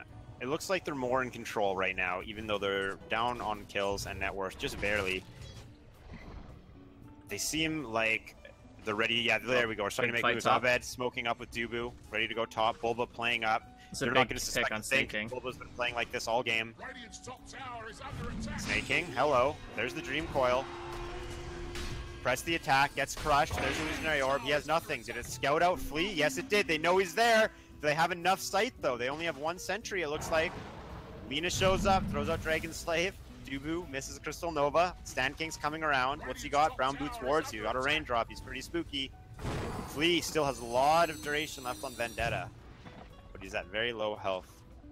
Portal out from DC. Flea wanted to stun him a little bit too late. They see him here. Mace is just going to back on out, and they're going to use this space. All that time, Enigma taking bottom lane, farming it up. He loves money and he hates towers. Hates towers. Now I want to point out really quickly that Stan King's been, quoted as saying that he thinks that Shallow Grave is an awful skill to get before level 6, and I've noticed that he has it before level 6, and I'm going to go ahead and say that that's probably because of this duel and how much they value the duel. They probably think that it's potentially really valuable to get a turnaround duel with the Shallow Grave, even though not so good as a value point per se because of how low the range is. But I think that's definitely maybe we'll see if pretty he good. can do some work. Obviously, his Poison Touch did work at level 1. That was the damage that got him the kill. Yeah, no, that was definitely the correct skill build. Item-wise, we have Full Magic Wand and a Vanguard picked up on Mason. Oh, Faref might be going down bottom and potentially a duel. Yeah. Oh, he's worth a lot of money. This is a huge kill. That's pretty good. And look at Midas efficiency. Midas off cooldown. He's going Blink Dagger too. He's going the no stats build, actually. That's sad. That's just he has a one thing I kind of crazy. I guess they wanted Enigma to just make space, but you saw them roaming. You saw them make a play. Both this game and last game, DC has been really good about getting their first round of skills, ultimates, getting their first items, and making a play with it. And they're just leaving Black Hole off cooldown. Similar to Farev's Midas, off cooldown. Off cooldown. I don't even want to count. Usually I would do that thing where I count, about your Midas efficiency, but this just feels really bad. This is just some sad stuff, man. Look at those trying to get some farm here. Look at those aggressive wards from DC on the side of I really like that because of how powerful their split pushes, especially early game with how strong Enigma is and how Yawar takes a little while to get going. I like the aggressive wards. They can put 4 players top and 1 player bottom, being Enigma on DC, and cause a lot of trouble. However, I would like to see Black Hole get cast sometime in the next few minutes. Yeah, want to use it forever. It's off. Just wants to kill some ancients. I mean, he likes money. We've been over it. Money's cool. I mean, he has his Midas. He used it, so life's feeling good right now. Bulba's not terribly far away, considering he got shut down on a lot of ganks. He's not terribly far away from his Blink Dagger. So Yawar's not doing the new build, but hold on, we have Flea scouting out Abed here, who's scouting out Mason farming Ancients. Gonna leech that XP. Oh! Actually, that's set up the Lina. That's sad. Poor Mason. All this time. And okay, the good old chain feed with a duel. CMC. He likes damage because he likes to kill people. Yeah, that was see what they're gonna do like this with 2 players down. Everyone's just trying to push the lanes out as hard as they can. This is not only bad because they got 2 kills, one of which was a dual kill, one of which was on Mason, who's been pretty much unchecked this game, but also that they're taking the stack that could potentially get them back into this, or get them a little bit further ahead as far as the net worth is concerned. But didn't get to finish off the stack though. I do. One redeeming factor though is DC definitely is a plan, and I say that because we have CM going Medallion of Courage, and we already have a Medallion of Courage on Bristle. So they're going to stack up the Medallion of Courage Solar Crest on this Bristle, it looks like. And I think once that gets going, they're definitely going to start being a lot more active. Actually, we see DC now grouping up all 5 players bottom. Blink Dagger, there it is. They're waiting for the Blink Dagger, the no stats Enigma. Let's Might go. be Let's big. see what he can hit. So what does he have to worry about here? Stone Gaze, Carapace, Impale, LSA, Duel. The Quite scan, a lot. Scan off the mark, but they know that DC is still there. Abed, look at where Abed's Flea at. gonna scout it out. Might even be worth Flea to get scouted here just to get some information. Snaking, Mason knows he's blinking. there. They Mason saw knows he's him. There's Illusionary Orb. They see him there. How's Oh, this fight no. gonna start? They're using a lot of spells. They have. Oh, there's the Stone Gaze. Oh my God, they're getting nothing out of this. Mason actually is getting hit, but he doesn't care. Abed's in the middle. Dream Coil. Take out LC. Take out Nyx. There's the Black Hole. Excuse you. Stand King gets away. Laguna Blade on the Enigma. Don't need to stun him if you just kill him. Bulba and Mason are gonna run away. Abed's still in. He doesn't care. Yuar's still in. He doesn't take damage. Stand King gonna go down. Nope. Misses the Blink Waning Rift. Out of mana. Abed's gonna have to back out. CC&C wants to fight, but he doesn't have any mana either. Wow, what Very a weird clowny, engagement. slow dance they had to start the fight off. And then out of nowhere, we just had Nyx and LC get exploded. We had a Black Hole on a solo Dazzle, which didn't even get the kill. All around, this is NA Dota. I mean, this is is what we the, came to this watch. is the power of some teams that are gonna play at TI, boys. Heck I'm yeah, psyched. I'm hyped. I'm psyched. Look me in the eye and tell me you aren't psyched. I dare you. That's an impossible task. I literally cannot. Oh, here we go. Dual top. Bulba with the crush. Bulba Dota, How does he baby. do it?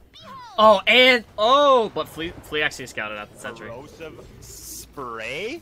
Peace bug. Get out of here, you freaking Actual Invisironi. bottom. I see some TPs. There's He has the no blink mana. into the Malphus. Yours no Sitting mana. on top of the Midnight Pulse. You're right. He has no mana. Dream Coil. Dazzle's there. This Shallow just feels Grave. bad. Can't even TP out because his mana was drained. Abed's gonna chase the other kill. Don't need everyone sitting around the dead Medusa. Is he gonna go for it? He's chasing him. At the very least, he's getting him chased out. Abed doing a lot of damage with Enigma coming in with the Blink Dagger and the Malphus. They might have a kill. It's only level 1 or 2 Shallow Grave. He's not gonna have it up. TP's on cooldown and a Raindrop charge expended. For what?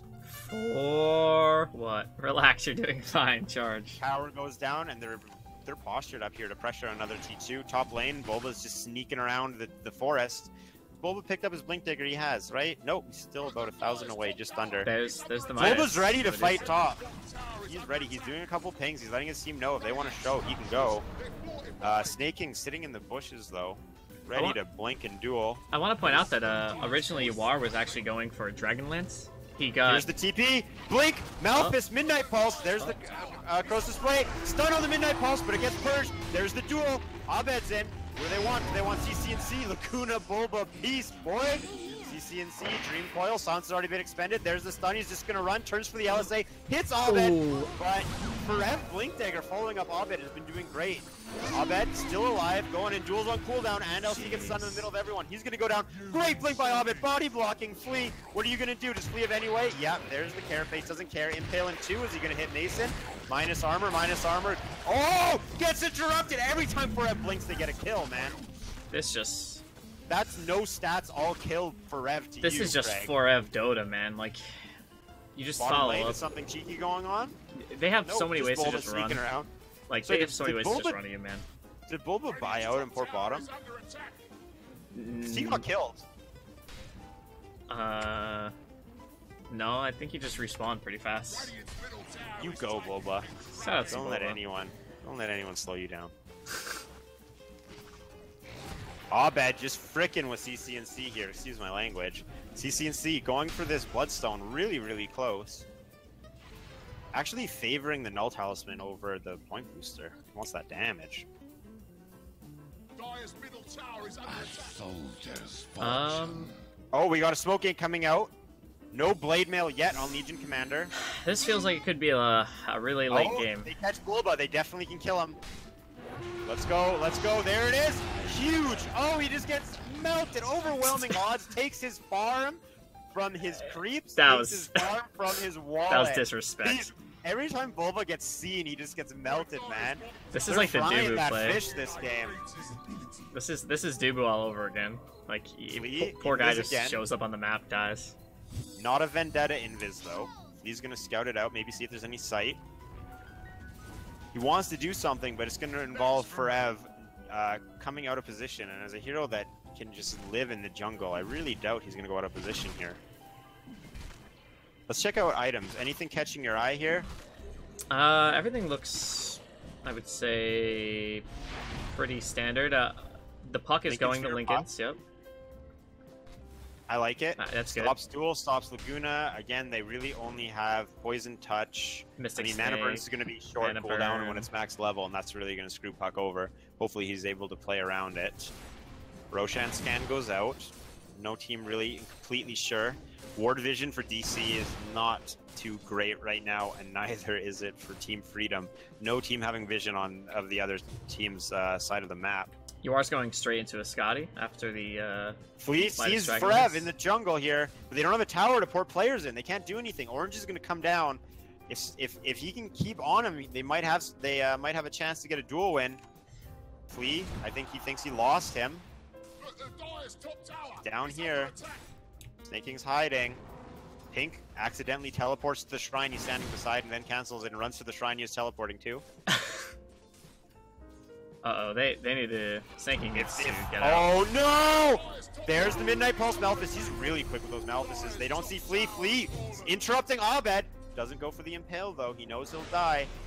Buys time for Snake King to get out. All 5 players here. Tower taken by CC&C top. CC&C, this game and the last game, does a great job using the space his team makes to take as much as he can. Give him an inch and he's going to take a kilometer, as they say in Canada. As they say in Canada, right? That was give him a pretty millimeter, good. he'll take a kilometer. I was like pretty sure that the Legion Commander was going to die there, so I was pretty impressed. And there's the BKB coming out, meaning that the only way they're interrupting that ult is with a duel. Mason, and I mean, Stonegaze does go through BKB. Whoa, I do want to point out Mason did get bots. Does have boots of travel, so able to show up to these engagements. Miss stun from Flea. Snake King sadly kills a bunch of Eidolons in anger. Oh yeah, that's another thing too. Like, Snake King can just feed off these things so hard with the overwhelming odds and just And if they even just one round of auto attacks, he's gonna proc Luminous Courage. It's just a lot of free gold. They're paying CC&C. They know he likes to play up. They know CNC There's plays a ward like a there pub. too. CC&C has all 4 of his teammates muted, trying to carry the game by himself. And he has his Bloodstone. This would be a very big pick if you get it. Very great kill. They're gonna Abed backing off, not expecting to find anything, even though he is actually still there. Throwing another ward up, but he gets scouted by CC&C's ward. Middle tower taking some damage from Medusa. Gonna go down. Is he gonna get the last hit? Yes, sir. Nice. That's he needs good. Forev just farming though. Take a look at net worth here. Forev's up there, man. Top 4. Top 4. It's higher than Abed, number 5. I like definitely making this Midas work, really showing he's going to be a part of this game the whole game. I mean, I said it earlier, every single time this guy casts Blink in a fight, they get a kill. He's doing a great job with his positioning. What do you think about this ward on the Dire side, placed by Stan King, like at the camp on the medium camp? Yeah, I like really how like it's, that how word. it's not blocking it, but oh, they knew, and also Stan King's dead. Dewarded and bodied. Just talking about how nice a ward it was, man. Stan King is not having fun both games. Playing great heroes, not having great games. Yeah, it's... So they did pick up the Solar Crest before CM could even finish her medallion. She actually canceled. She's going to go Force Staff. That's really going to help with Stonegaze. And, just positioning in general, obviously. Also, CM has mana pool problems. No, she canceled it. Now she wants Glimmer Cloak. Glimmer Cape. There's a smoke. Black Hole is off cooldown. BKB is up. Bulba has a blink. Abed has a blink. Forev has a blink. Dubu, I mean, he's got raindrops. He's there to help out. Stay close for Arcane Aura, he says. Well, his team ventures into the enemy territory to fight. To blink and slam, as they say. Stan King's kind of far away, but that's not the kill they want. They want this. Oh, you are about to go mid. This is what they want, but they do have Stan King behind. There are pings going out. Everyone knows something's about to go down. Mason doesn't care. He knows his role. Come to me, guys, while I hit your tower. That tower. Yeah, They have to respond Flea, to they're that. going to rotate up on Flea. Abed over here. Flea does have a teleport, goes invisible. Scouts Abed, but little does he know, they're going for Roshan. Solar Crest and Vicious Nasal Goo. Excuse me, sir, that's a 15 minus 19 That's armor. a lot Roshan. of armor. That's negative 4 armor to be exact. Are you going to give it that corrosive spray, young Bulbino? He already has it. Yeah, they know the DC's in there, but they can't do anything. What are they so going to do? Might as well just take as much damage on that tier 2 as you can and back, but... Uh-oh, bottom lane, CCNC, he's invisible. Doesn't matter when you're stuck in a black hole, my friend. Is he going to be able to get away though? They don't have any vision. That's CCNC Dota. Bulba crushes the snaking and runs away. He doesn't want to eat another Laguna. His fish has been fried too many times. Top lane, Abed setting up, but they have a ward here. That's just Dota, man. There's... Oh, Abed, you sneaky, sneaky boy. And nothing happens top. I actually can't believe that he just casually survives like that.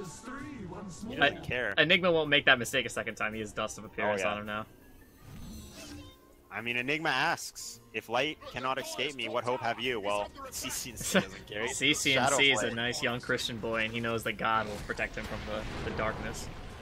Oh yeah, he gets it. And there we go! Oh. Malphus. You can't do it twice, my man. Spray.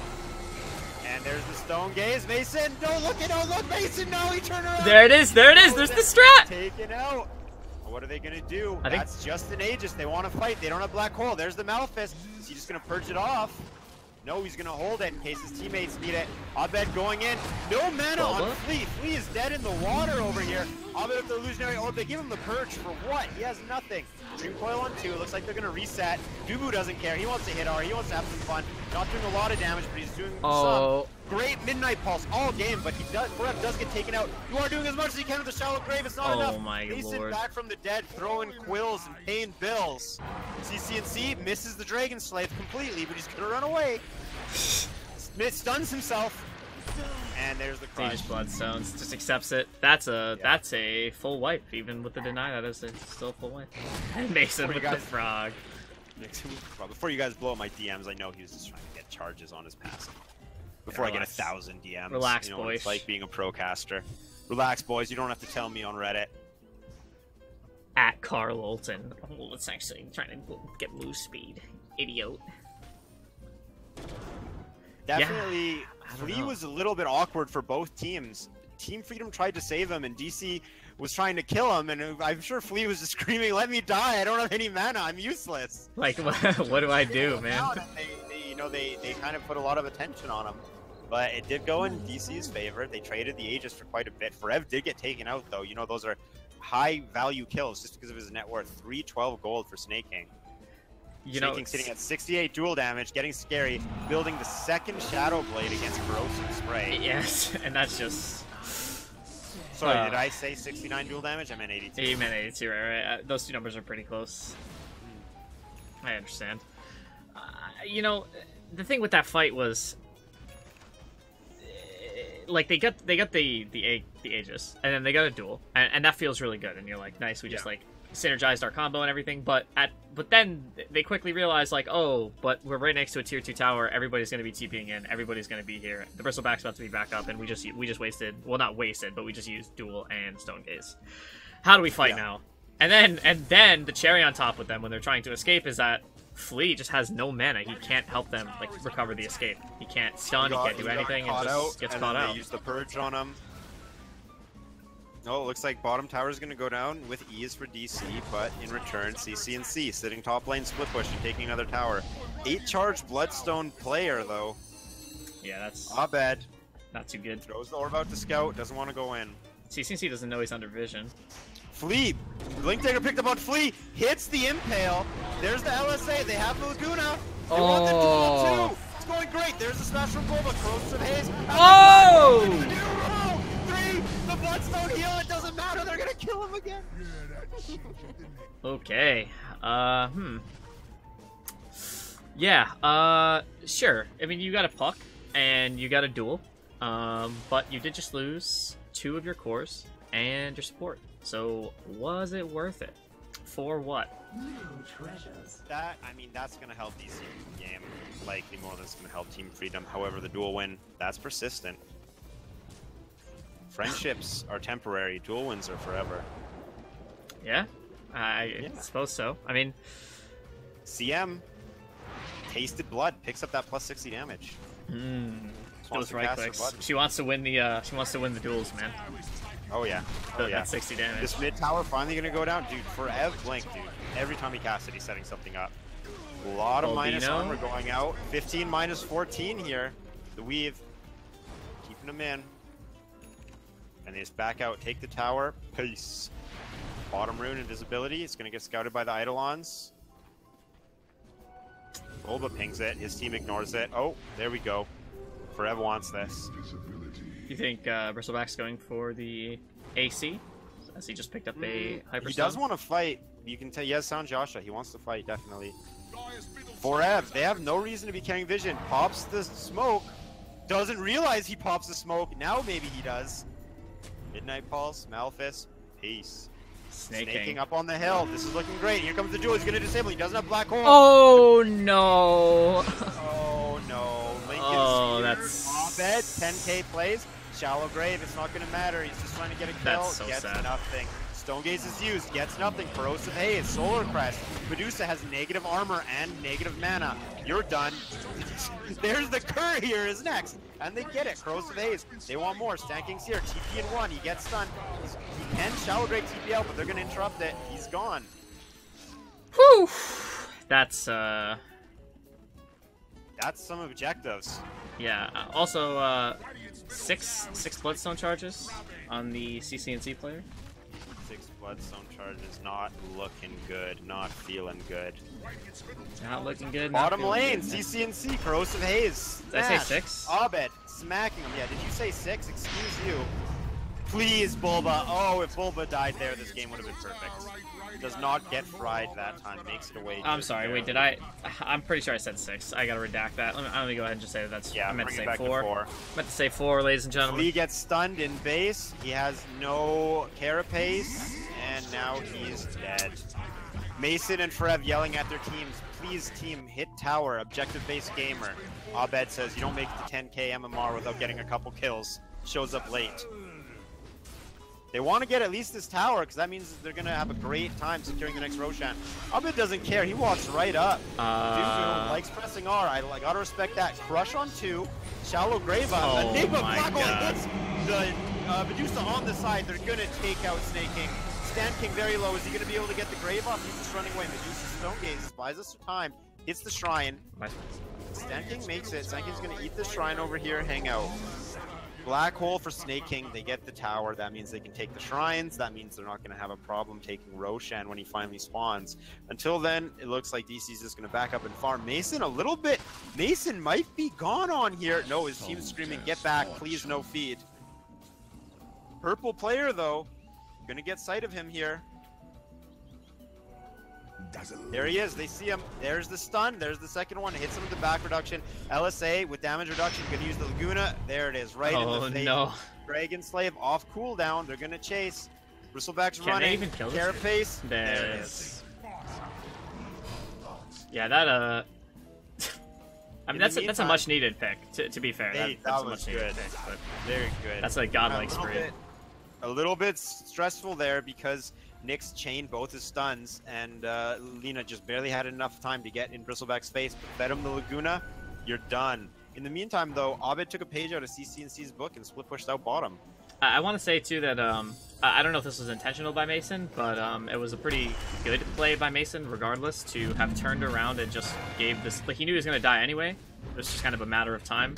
And if he had stayed at range, he would have definitely died to CCNC, which would have gave CCNC the godlike streak. That's 1,200 gold. Yeah. Turning around, then gold on him. he ended up just giving it to Farev, or rather Flea. So I think that was probably pretty good. Yeah, no, that was very subtle, but definitely important to the game. CCNC, we've seen him do a lot with very little. No reason to give him a lot. Let's see what he can do with that. Farev now taking over the role, using that S4 build, going with the Midas and the Octarine core. He just wants he wants Black Hole off cooldown all the time. He likes pressing that button. I mean, he's had a lot of success with it. Especially with this BKB and with Puck being able to cast Lincoln Sphere on him, they have no way to break him if they combo those spells. Only 6K. Stone Gaze. 6K net worth Flea lead. wants to go for the Aghanim. CCNC picks up his Shiva's Guard. Really strong pickup. Great against the minus armor. This will do nicely. We have DC smoked up. They scout. They don't scout Roshan, actually. Ovid just came a little bit short. They're going to look around here. The smoke might lead to nothing. Mason just showing mid, baiting it out.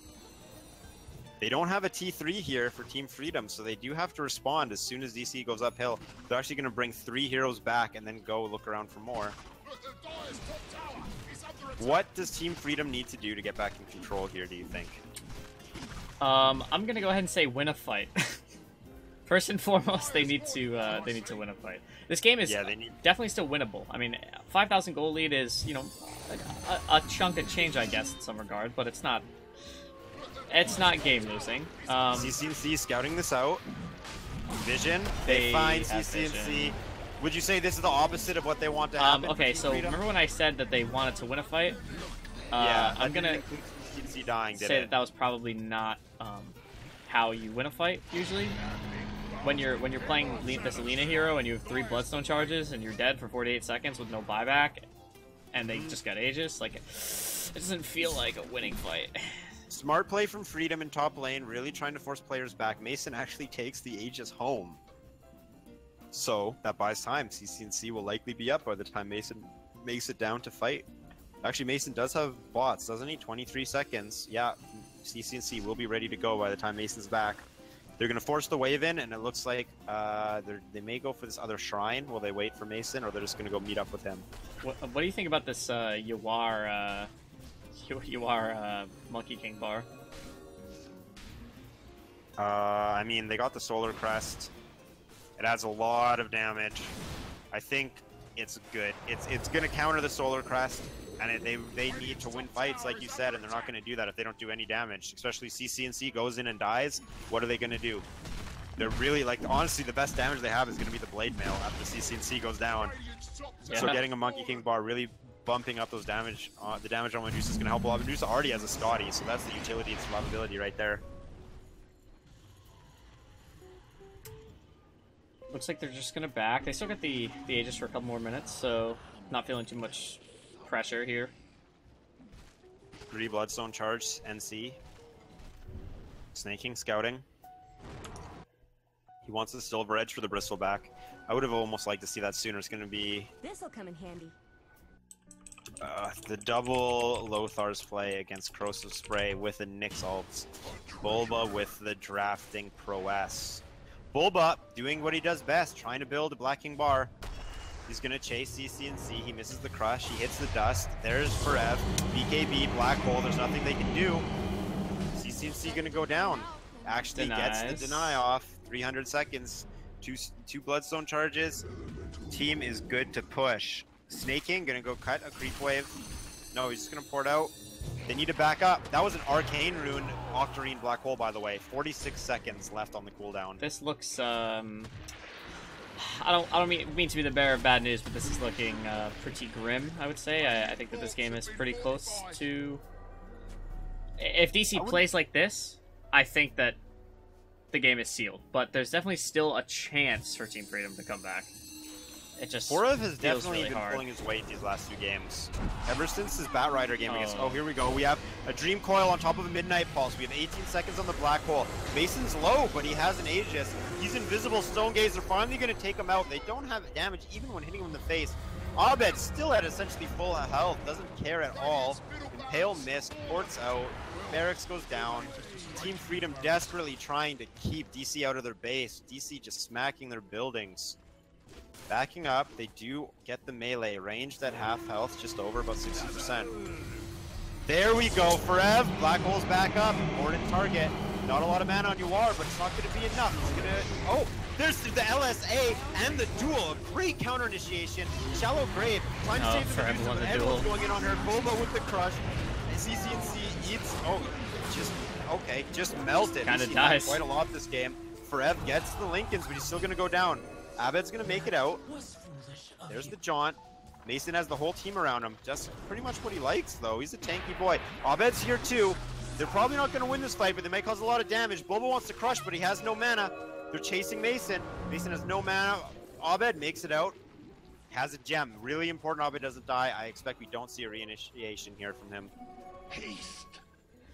Yeah. All in all, This was that definitely went in DC's favor. Team Freedom actually losing 1,400 gold there among, you know, some morale watching CC&C get melted for the third fight in a row, only getting 2 spells off. The LSA dual Shallow Grave combination looked great until their health pools ceased to exist on Team Freedom. They're at a 16,000, well, fluctuating between 15 and 16,000 net worth advantage on the side of DC. Quite sizable, I would Which say. is, I would say, pretty good, pretty decent chunk of change right there, and CC&C sitting at a very value 2 Bloodstone charges. Basically, in a lot of ways, kind of feels like a non-factor. He just throws the Laguna Blade and then can't stay alive in the fights, just dies a lot. It gets melted he's- instantly. Like, he's having a Gets really rough melted. game right now. I mean, he does have the Shivas for survivability, but he's just not enough. What do you think Team Freedom needs to do to actually take a fight here? What is their ideal situation for a DC high ground push? How does Team Freedom need to handle this in order to do better than just having their heroes melt along with their buildings? Abed needs to... So the way that I see it is, and this is the only way that I see it in my opinion, is Flea has to be on the back. He has to stun Enigma before the BKB goes off, before Enigma blinks in. They have to find some way to break the I was Lincolns. thinking just wasted TP. They're definitely going to go for him. And Sorry I to was gonna say interrupt there. duel. I was gonna say duel the puck. Out of but mana. Bulba Crush. Bulba's crushes have been on point. That's 100 seconds. Taking 100 seconds, no buyback. Dubu leading the charge. Not for long, though. 365 movement speed. That feels like it might be it. Feels slow, man. Arcane Rune bottom. Illusion Rune top. Not going to bother. They're just going to take it while the king is down. Flea is in position to set something up. He's a lurker. He's ready. He's mana burning. He's impaling. There's Laguna to the face. Oh, no. And I believe that Midnight is Vault, the- Black it Hole was on canceled, Mason but- alive. BKB gets the Shallow Grave off. CC&C still has about 3 things that are about to kill him, even through this grave. Yep. Cheese Perez used on even Mason. makes it out. Cherry on the top. They're just going to smack Yuar. Dubu hitting R. Gets stunned, though. I mean, Yuar's trying his best. Brev's a little bit low. Dubu doesn't have a lot of health, but Yuar's gone. And GG is called. Very GG. not extremely clean. They don't seem clean during the middle of the game, but when it comes down, as the game goes later, DC just seems to outclass Team Freedom as it goes into the late game. Yeah, this is a best of 5 series, remember? So Team Freedom does have a chance to come back. They just have to win the next 3 games in a row. You know, just have to win 3 games in a row. Just 3 in a Just row. 3 in a row. It's I not- mean, CC and C not that Dota hard, has right? been an underdog his whole life. This is where he thrives. It thrives in the pocket, under pressure. This is what he wants. He's ready. So how is CC or not how is CC? How is Team Freedom going to go out here? Are they going to do a similar draft? Are they going to revamp everything? Are they just going to put themselves, as we've seen so many times in the past, on their comfort heroes and hope for the best? What are you thinking for Team Freedom's draft going into Game 3, potentially knocking them out of the qualifiers? Man, if I'm Team Freedom right now, I think realistically you have to just say, you have to just acknowledge that, like, maybe we're just kind of letting the pressure get to us or something. Maybe we're trying to change up our drafts a little bit too much. Like, I haven't seen the Yawar Medusa. This whole draft that they had, it looks great on paper, but, like, again, you know, like we were kind of talking about, they kind of changed it up, their playstyle a little bit more. Like, I would say that Medusa doesn't fit the same type of niche that, you know, these Lycans and stuff that Team Freedom tends to thrive on. These, like, big, you know, they're going to get, like, a big team fight. They're going to win this with these huge wombo combos, and they're going to take an objective with some building header. Like, that didn't really feel like... You know, it felt like DC outplayed them at their own game in a way. Like, with these big wombo combos. I think Team Freedom, honestly, first game, just chalk that up to, you know, some slight mistakes and maybe just not having enough damage and just go back to, like, your bread and butter and just kind of hope for the best. If you can pull out another win, then maybe that morale comes back and then maybe you can think about changing it up. But unless they have like some super sick pocket strat that they plan on busting out right here, I really have a feeling that they just need to go back to their normal stuff and then just kind of try to execute it as best as possible. Definitely. Well, now is the time for a pocket strat. If you have it, you got to use it now. This is potentially your last game. One thing like that's just been standing out to me both games is DC gets their ults, gets their first items, they smoke, they start putting pressure on Freedom. Freedom, they sit in lane for maybe 5 minutes longer than DC every time. They're just letting DC is dictate. As soon as the laning phase ends, DC, they just hand the DC the steering wheel and let them dictate the pace of the game, dictate where the game goes. As you know, the laning phase always seems to go pretty even. It's very interesting with these two teams. But again, DC gets their ults, they get their items, they buy some smoke, and then DC just starts taking the game over. Game 1 of the series, Team Freedom was leading on kills by quite a bit. At one point, 10 kills in the lead, and they were just losing the game with a 10-kill lead against DC because they weren't doing anything with it. It seems like CCNC is really doing a good job with the spaces team makes, but the spaces team makes is at the cost of losing the game. You know, you if you're taking T2s for almost nothing, that's great, but you don't win by taking T2s. You win by taking an Ancient, by taking Raxes, by really accomplishing something as the game goes on, accomplishing more than just doing well in lane. Yeah, it's... You know, CCNC is good at taking advantage of the space that his team creates, but the problem is that DC is very good at taking advantage of mistakes, and they've been capitalizing on the mistakes, taking objectives off of those mistakes, and I got to give a standout performance, obviously, to Forev. He's just had a lot of patience this game. That might have paid off very much for him, like, you know, with kind of like the pace that the game went at. He had a lot of farm. Part of that game. There was no part of that game where he wasn't offering a lot. Even when he was holding Black Hole for maybe 3 or 4 minutes before casting the first one, he was putting a lot of pressure, making a lot of space for his team, just showing up bottom, split pushing while they fought top. And also in regards to your comment on mistakes, I mean, we saw CCNC at one point in that game, he just died 3 times. Just die, spawn, die, spawn, die. You can't afford to make those mistakes with your mid laner. Imagine if it was a role reversal. Imagine if Abed ran into the enemy team, Shadowbladed, walks through site and dies. You know, DC, they can't afford to be losing players like that. The same goes for Team Freedom. You can't just have one of your most important players, one of your strongest cores. You can't start a fight by having them get melted. That's just, it's not going to work out well. I mean, when Dubu got melted top in game 1 and they turned, that made sense because they spent a lot of spells and a lot of mana on a position 5. But on a position 2, I mean, that's a completely different game. That's not something you can have. DC capitalizes on mistakes. CCNC is going to make a mistake. He's going to lose a team fight for his team. He's too important of a player, playing too important of a hero for these simple mistakes. Just walking into the enemy team, invisible, walks through sight, dies by himself. I think, yeah, like, in the bottom lane, for instance, when Forev used that black hole, the one black hole that I would say was, like, pretty bad coming out from Forev, where CCNC was able to survive. Yeah, where like, they just killed him. They lagooned him instead of stunning him out It of felt really awkward because CCNC, he gets away, and then he goes top, and then literally as less than 10 seconds after the next black hole came up, he's pushing the tier 2 top, and he tries the same play, but this time they had a sentry and dust, and he just ends up dying. He just gets black yeah, you're not gonna... I don't want to overstep my bounds here, Craig, but I almost want to say that CCNC, his play seems very pub-oriented, not competitive-oriented. He's doing these really, I need to win this game by myself, these really risky solo plays that maybe work well in your pubs when you're massive MMR, but against a team that's practiced and against the team that's hungry, against a team that you beat earlier, so you know they studied your play, you can't be doing these crazy, risky plays. And especially if you're going to get away once with Lothars, I really, really believe you're only going to get away once with Lothars. Yeah, that's an initiation item, not an escape item when you're playing Dota at this level. He got his one free pass, but after that, he really should have expected. The second that happened, he needs to understand that DC is going to get sight. He's an important player to kill. They're not going to let him just walk away with Shadowblade. That's unacceptable for DC to do, and unacceptable for CCNC to think that DC would do that.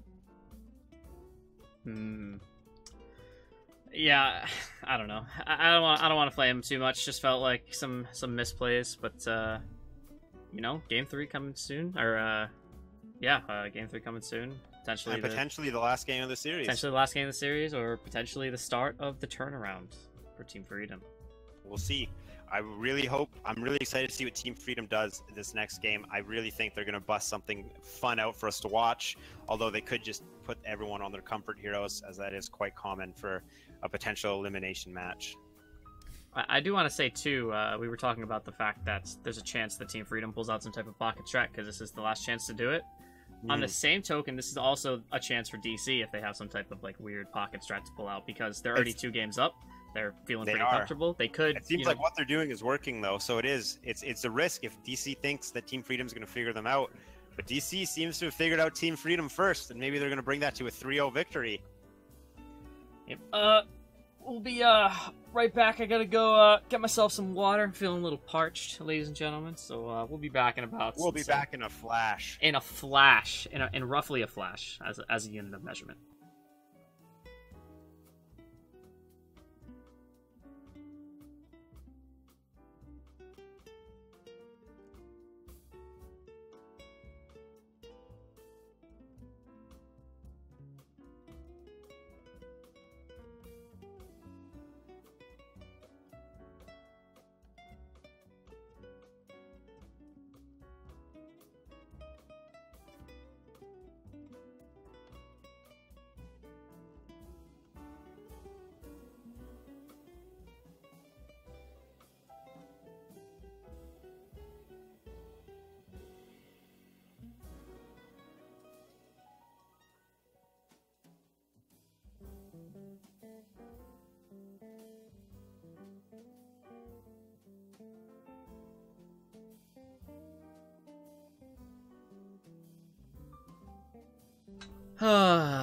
Test, ladies and gentlemen. Testing 1, 2, 3.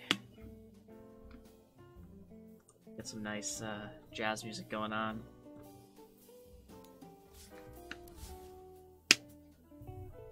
Let's just jump into the game, shall we?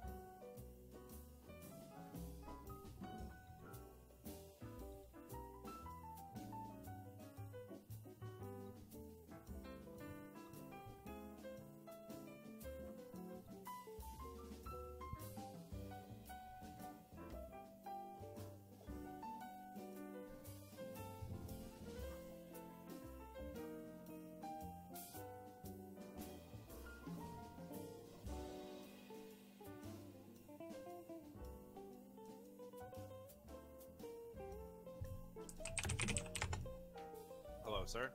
Hello, sir. The game up? The game is up, but there is not started yet. The It might be draft remaking is 'cause started. it looks like it was taken off the list. Oh no, never mind.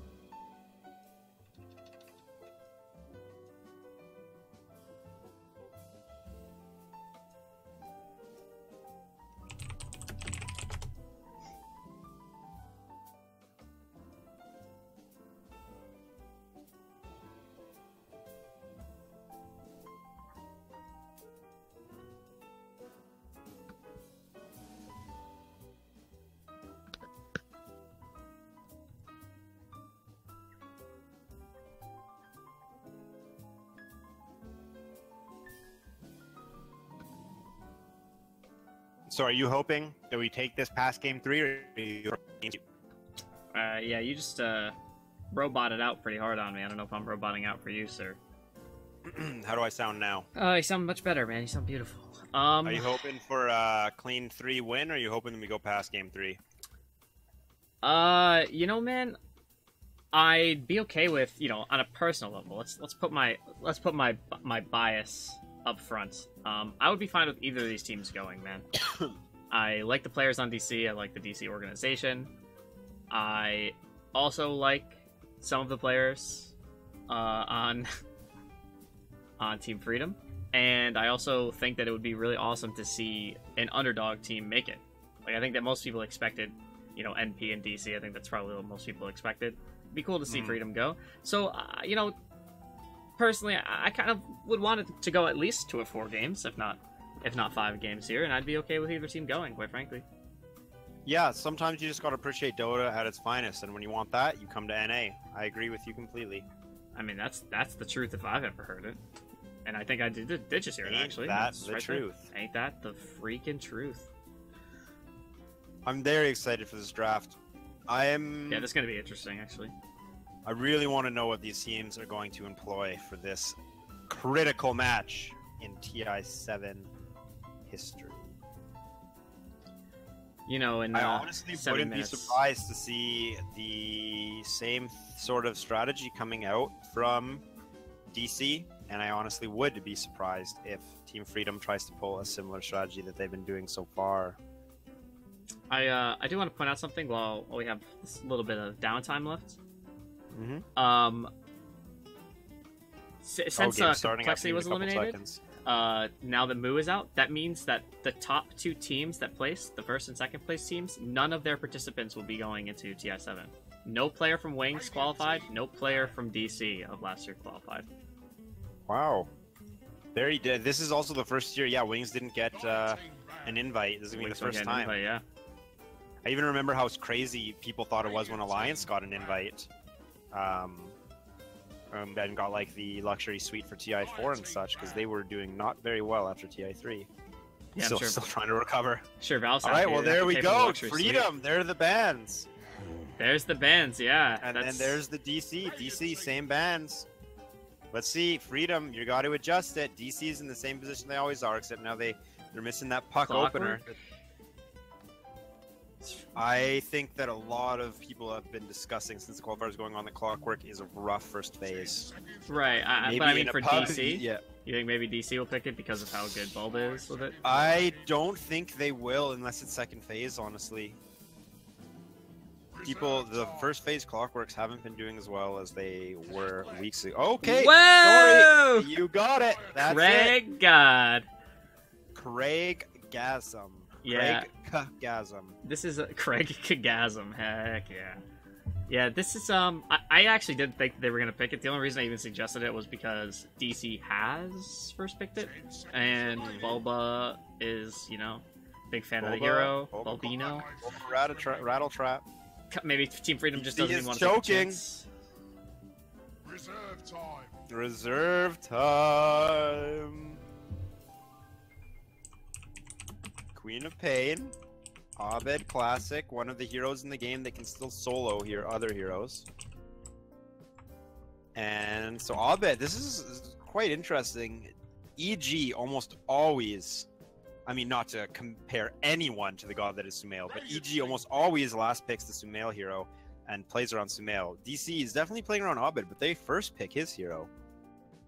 Yeah, I'm and gonna I go do for want to that point out Dazzle. that this is Dazzle has been picked up in every single game this series on both teams now. 10 seconds remaining. Dubu. Let's see some shallow graves. Well, remember, Dubu didn't get Poison Touch, and he had a really rough early game, whereas Stan King did pick up Poison Touch, and he got a kill early on. Not much after that, though. Not much after that, though. What do we think the second pick is going to be here? Predicted the Quap, or predicted the Clock rather, then we get a Quap Dazzle. I think this will probably be, I was going to say the CCNC There's the hero, Lina. but there's the Lina. Yeah, he just Fire team banned. maybe feels like last game was just kind of an off game for him. He has been performing extremely well in the Lina. And again, you know, I mean, there's a chance that this is the support Lina. There's a chance. I've seen weirder stuff. But it's most likely again, going to you be the do CCNC want to alone. always run the support Lina with someone who's going to set her up. Clockwork, I mean, you can run at people better. Assault to set her up, but I think we'll very likely see the Lina mid. I mean, it's not impossible at support, but CCNC, he was doing work until he started feeding. I mean, when he wasn't feeding, When he wasn't feeding, he was look doing at him pretty good. go. So what are we thinking ban-wise here? What has DC been favoring, and what has Team Freedom been favoring? I have a feeling that DC's not going to ban any war heroes. I don't know why I think that. You know, Fair enough. just kind of like haven't really been seeing them ban those heroes. I think Are we going to see a disruptor this game? It's great against Quap. It's great against Clockwork. I was gonna say I think that they're gonna ban the disruptor. That was actually what I was just about to say. I think they're gonna ban the disruptor probably, and then maybe like I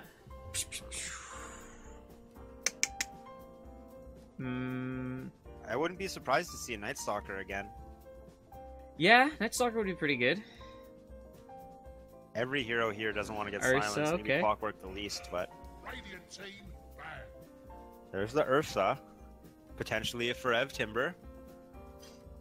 Could be the DC Mason Bristleback. They value that hero pretty highly. Yeah, Mason did really well. There's the Weaver again. And getting also, banned he out. synergizes really well with Dazzle. He just like becomes so hard to kill, and he gets kills so much faster with the Dazzle. Doesn't really care too much about the Lina's burst either. Pretty tanky. Dazzle hero. was actually really strong against them because they just stacked minus armor the last game, and Dazzle's Weave was their best counter against it. 5 seconds remaining. So now that Dazzle's out of the way, what are they going to do? I wouldn't even be surprised to see, a Bulbous Slardar as position 4. Yeah, we could just see almost the exact same Like, draft, essentially yeah. the same lane, yeah. Except, Alright. no Forev Enigma this game. Nope. They might go for, like, Legion, though. They have the Dazzle, and Ursa's out of the pool. Yeah, that wouldn't be too bad. Sven ban. And okay. out on Sven. Radiant team Both you are heroes. I redact my statements, boys. Yeah, Sven also smacks Bristleback hard if he hits him in the face. Sven smacks everyone hard, regardless of where he hits them, but specifically the face of Bristleback. Yeah, I mean, I think it's fair to say that a Bristleback ban here would probably be like one of the top prospects that DC's interested in, but I think does Freedom want to use the ban on the Bristleback, or are they trying to find some other thing that they think will cause them a lot of grief? reserve Because time. remember, they Lina still have to- can rip him up. Like, it's extremely unlikely, but there's a theoretical chance that DC could pick Meepo still, put the Quap in the off lane. You're right. They're thinking about the Meepo right now. I guarantee you that Freedom's thinking, like, what if they put Quap in the off They lane? want or to safe lane or ban something else, but I think Quap's Oh, already. the Yeah, next- there's the Lifestealer. Dire team pick. Forev, Queen of Pain off lane. DC has to at least humor the idea. They have to at least think, right? Like, Yeah. what can we do? Like, could we put this Quap safe? Can we put this Quap off? Like, what do we do? Like, in the event 10 seconds that we remaining. think that the Meepo is really good, and I guarantee you that's what took. There's Freedom the so Night long. Stalker. All right, we've seen Bulba Night Stalker before to Bulba NS. it exists. It's We'll just leave there. it at that. It exists. So one thing we've seen with Night Stalker is he doesn't offer a lot of damage, and teams were falling off because they didn't have enough damage going to the mid game against tanky heroes. Lina's not necessarily that tanky. Clockwork is quite tanky. Queen of Pain offers a lot of damage. Dazzle not so much, and Night Stalker not so much. We're going to want to make sure DC picks up some damage on these other heroes, or they're going to fall into the same problems that both teams had in the first game, where no one really had enough damage to kill anyone until the second round of their spells came off cooldown. Yeah, it's Their second salvo. It is good, I guess, in the event of these fights for like the burst from the Queen of Pain Scream and the Lina Laguna Blade, but it's more so this physical damage, and especially if Dubu's quick on the draw. Oh, Bane, okay, Hello. Dire team I like A that. lot of lockdown coming out. One thing to keep in mind is Clockwork Rocket is going to be very valuable against Night Stalker Ultimate. Because Night Stalker plays both well with gankers and well against gankers. Clockwork Rocket is going to be able to give them some vision, keep them alive when those wards aren't pulling their weight during darkness. They have a lot of setup for stuff. This Then There's the bristle. Yep, no surprise. Craig, the draft god. Craig, draft god. All right, Craig. Well, tell me what this next pick is. Sir. Let's see. Well, this is gonna be their offlane hero, I imagine. They usually don't pick Yuar's hero fourth. Yuar's hero is almost always last. They need 10 seconds remaining. what's Enigma's banned. Timbersaw? Timber. I mean, they're against the silence, but it's also 2 strength heroes. I think Timber wouldn't be so bad. Reserve time. It gives them a frontliner, or I guess Clockwork can frontline. What about Legion Commander again against the Bristleback? I mean, they have Dazzle, so probably not. Yeah, but they have a lot to deal with the Dazzle, I think. Yeah. Like, they have a lot of ways Clockwork to keep can Dazzle out rock of the it fight. in. Bane can sleep him, but sleep can get pulled. I don't know. This is hard. This one's hard to say. I can't really think of any like offlaners that. I mean, we've seen Axe. Axe still gets picked every once in a while. I mean, Axe might not be too bad. It's more lockdown for the Queen of Pain. It goes through Dazzle Ultimate. It forces the Bristleback to face both. Necrophos. Okay, cool.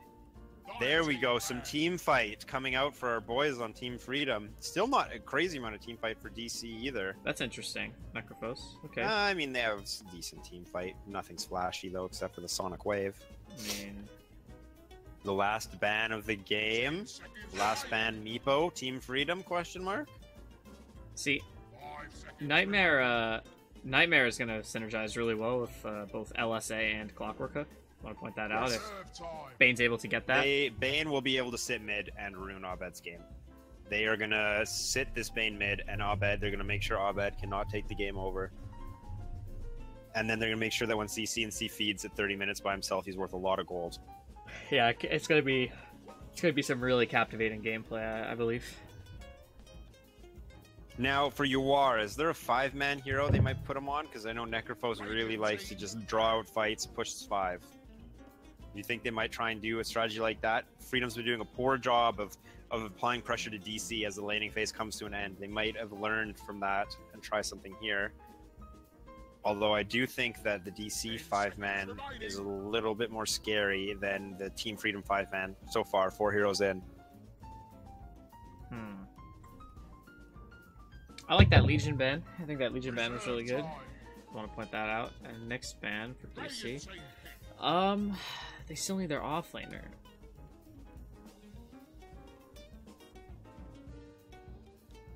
How do you like Darkseer again? 10 seconds I don't want them. I mean, if Lina gets melted, they have no damage with Darkseer. Right. They're able to initiate on this Lina. There is no way they're killing anything. They really rely on Necrophos to pull. I mean, they're gonna have Brain Sap. Necrophos goes Veil. Necrophos goes Veil. Actually, they have a lot of damage. What about Brain Sap's pure, Centaur? but Good burst. Good way to chase the Quap. they have no escape way. pushes If they other Centaur damage. ult, there's actually 0 stuns on DC. They just run away. Okay. I mean, it's a stun. It's not the craziest synergy. I mean, Earthshaker's just a good hero in general, but it's not. That's definitely not a blowing me away hero right now. Yeah. I I was so hesitant to say Centaur because I didn't want to be called a Centaur fanboy, because of my history. But I mean, what do they do? Centaur ults, you run away. I They think can't do I think anything. I would have liked it. It provided really good engage and disengage. There's the Batrider. That's why they banned the Nyx out. Right. So they do have that ability to just kill one hero right out the gate. And if they kill the Lina, I mean, not too much damage. Those are tanky heroes, plus a shallow grave. I think, and Forev turned it on. As soon as they gave Forev Batrider, he became a veritable force to be reckoned with today. I'm really feeling DC quite strongly here. I think that Team Freedom's draft is better than it was earlier. I think it might suffer from the problem they had in the first game with not enough damage, but I think that DC has figured out how to play against Team Freedom, and we're going to watch them just pick them apart this game. Maybe the laning phase is going to go well with the Bane Lina sitting on Abed, but we see every game, DC gets their spells, gets their items, smokes up, starts putting pressure on, and they just slowly win the game. Yeah, this I have to say, as much as I would like to see 4 or 5 games here, I do kind of favor DC's draft, even if they are a little bit lackluster, I would say, as far as lockdown is concerned. I just think that they're going to be really hard to kill. Like, it's really hard to kill a Queen of Pain in a lot of cases, especially late game. When she gets her talent for Spell Life Seal, she becomes basically invincible, and then you also have this Bristleback and this Dazzle. You have these two heroes, the Batrider and Night Stalker, who are going to be creating a ton of space on the map, a ton of pressure, a ton of vision, and it just feels like a really annoying draft to deal with, and of relative ease of execution, in my opinion. Definitely. I think that Team Freedom have to play a much more difficult game in order to execute compared to DC, who essentially just need to get their buttons pressed during fights. They kind of just hit spells, and then they've probably won the fight in most of these games. Definitely. Player who plays the most observed rewards. Prepare for battle. I went with Stan King. Yeah, same. Blink Daggers is definitely at least going to be 2. Highest net worth at game's end, Mason or Abed? Oh, Mason. Will a tower be denied?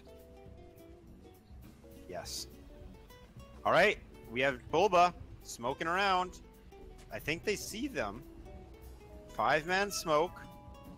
Flea leading the way. The battery assault boots meme. They know. They know too much. The Bulba with the scout. Mason wants to pop the smoke, but he's staying in tower range. Team Freedom not feeling great about this, just like the last 2 games. 30 seconds That is to 3 battle. runes. You know, could They help. might go scout. It wouldn't be crazy for them to go scout, but I mean, this is what Bulba want, or not Bulba, what Clockwork wants. He has boots. He's gonna level battery assault. There's not very many heroes that survive that. Bulba, Clockwork. I mean, it's the same thing. Yeah, seriously.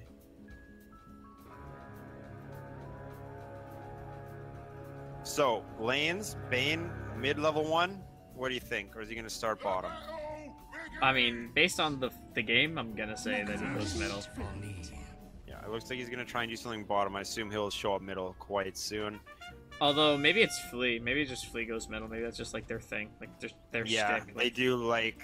Oh, yeah, we'll see what he does here. He is going to show himself right away. You would imagine he would try and position with his boots. I guess there's a blink on Abed, potentially. Bulbino. Bulba sneaking around, has Void skilled, really strong at harassing early on. Mana efficient spell. 4 players bottom, 3 players mid. Flea knows he's not going to get a lot done here. Bottom lane, casting spells.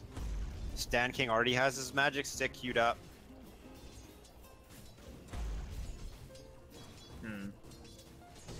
How do you think this lane's going to go top? Mason versus Snake King with a Dazzle Garnish. With the Dazzle Garnish. I mean, I don't know, man. I used to be a pretty, you know, I'll admit it. I used to be a pretty big hater of the off-lane Earthshaker, but it's made a resurgence, at least in the North American qualifiers, quite a bit. It's not the so- strongest laner, but it is a strong hero. Here we go, Flea making a play bottom. Cogs. Not feeling good. One thing that, oh, middle lane, both heroes very low. One thing that this early Clockwork has a problem with is he needs to get a kill early. He really needs to abuse how powerful Battery Assault is. First of all, he has Cogs at level 1, which already is a bad sign, because you want to get a kill within the first 3 minutes with this Clockwork. His power spike is like level 1, level 2. So if you're not getting kills early, we're going to see what happened to Bulba in that first game with his Spirit Breaker. He was really a non-factor. He just became... More or less just became nothing. He got press his spells and die, and that was his contribution. We've already seen this in the game 1. Snaking goes, throws his stun, takes the top bounty rune, takes his own bounty rune. Really well thought out play from Snaking, at least for the first 2 minutes of every game. He's managed to pull that off quite a bit. Starting a little bit slow, this is the elimination game for Team Freedom, so they are going to be thinking their plays through, we can assume. Yeah, You put are in the full extra magic mile. wand, Flea, bottom, Stan King wand. See, since he's already had to go home. CNC getting crushed on CS. Actually, he's catching up now. It's not a big deal though. Lena can farm very quickly. Stan King. No, they back out.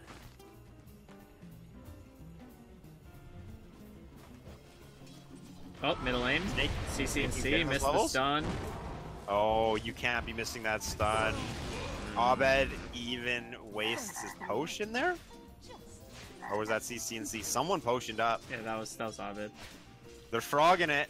You know they're feeling good. That was a good kill. Tilting CC and C. That was yeah, that was Pro players don't get tilted though. But if they're gonna get a first Definitely blood, not bad. Abed solo killing CC and C, that's gonna feel good. Forev, he doesn't care. Flea's power spike is passing. Especially against a Batrider who can just fly away. Oh, there it is. He doesn't have mana. Stand King puts him to sleep. Gonna wait out the Firefly, but it's not gonna be very long. In range for the Death Pulse. It hits him. A lot of damage. You're gonna can get they kill another him? Battery Assault. That doesn't do very much damage my- to He lives. Yeah, Batrider, apart from the fact it's a great hero for Forev, it's also a great hero against Clockwork. Yeah, Dyer's that's bottom tower. that's Jubu's not getting what I a was lot looking out of for. these pulls. We might actually see Jubu get some items. Stand King or Snake King smashing his enchant totem on Mason's back. Not ideal, Smash but it's that only... MF and enchant totem button, boys. Another one? Yeah, he's beating Yeah. that booty. Spank him on the way out. 10k CS. All right, 3 heroes mid here. First smoking. This is what Smoked we're it. talking about. DC always is the first team to make a move. Every single time they make a Oh, move way ooh. before Team Freedom. See that? They had the smoke broken by Flea. Sitting in the middle, they don't have detection of him. That was good. Young Flea. Now they have detection of him. Oh no. No Why? TP. He does have a TP. He should have He left, doesn't man. have LSA? Is he gonna blink for it? No, he shouldn't. Nice. Nice. Right. Nice. Sleep. Or they have an LSA? Yes, they do. They break it. It doesn't matter. And there's Oh. the pure damage. He breaks it back. And then CC What's happening? CC&C is not happy about how that turned out. Where's the frogs, dude? How did Mason not Yeah, put a give me frog some for that? frogs. Alright, I have no idea what that was. It looks like Flea's gonna be the, Middle tower is or rather, Bulba's gonna be one buying the Wing Courier. So Jubu, oh, they want to get him boots. There you go.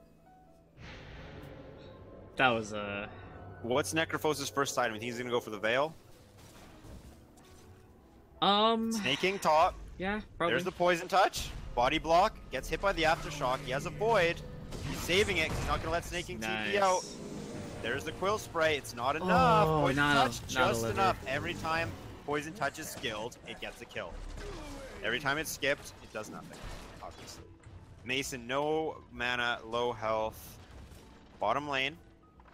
Forev's chasing Yuar. Stanking shows up, scares him off. Get out of here. Before I sap your brain. So what do we want to see? First item pickups. Probably pretty standard. Probably a Vanguard for Mason. Yeah, I was gonna say probably a Vanguard for Mason. Probably a. I have to agree, I guess, on the Necrophos, the Veil. For CCNC, obviously, I mean, he doesn't even have his boots yet. Doesn't even have a bottle. Like, He's not having fun this game, Craig. I think that's safe to say. Getting it's- smoked on. Yeah, it's not. Jubu, not Poison good. Touch, level 1. Oh. Abed blinks in. CCNC wasn't even looking at his character, it didn't seem like. There's the frog. There's the frog. There's the There's another. frog. We're actually doing fine charge. Yeah. That means CCNC is tilting, I believe. Yeah. That we're actually doing fine charge every time CCNC dies. Doesn't help. You know what might help if they pinged him after he died. That might help. Yeah, him that calm might down. do it. That would really show him like, hey, you died right there. Maybe pay attention to your hero.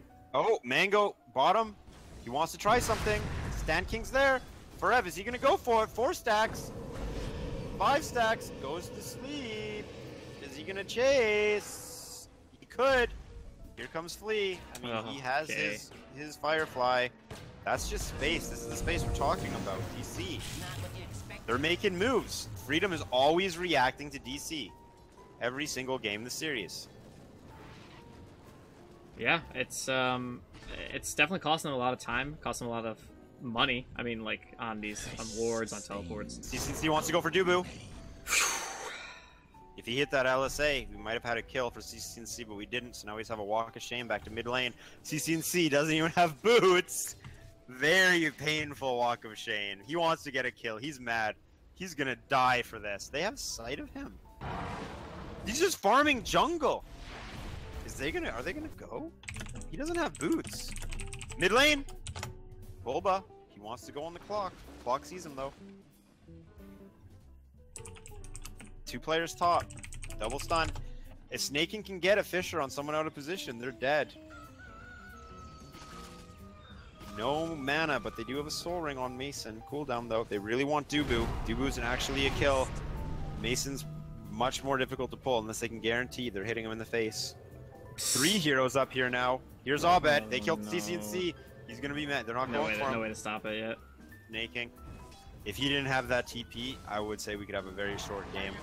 You know, pro players don't normally tilt, but it is a little bit hard when you're just feeding. Sometimes you're just having a rough game, and Forev get is back a into space it. creator, and CCNC, it doesn't matter. They didn't have a way to break his teleport. Abed's chasing him. Abed might. Oh, Abed's smart, or is he? What is he doing? There's the kill. He gets caught. He's putting the Shadow Strike on, attacking, running away, missing the aftershock. Blinking Oh 3. no! There's the Ooh! echo. Okay, The for a minute I thought they weren't finishes gonna him get him. Oh, Abed's scaring me. I think he's gonna get away for a second. Bottom lane, I mean, top Necrophos, top farm for Team Freedom. Doesn't mean that Forev isn't doing poorly. He may not be getting the farm, but he's getting some, and he's making a lot of space. Having to commit this Bane. You know they didn't want to commit Bane bottom. He doesn't do anything. He just protects the Necrophos. He'd rather be playing with CCNC.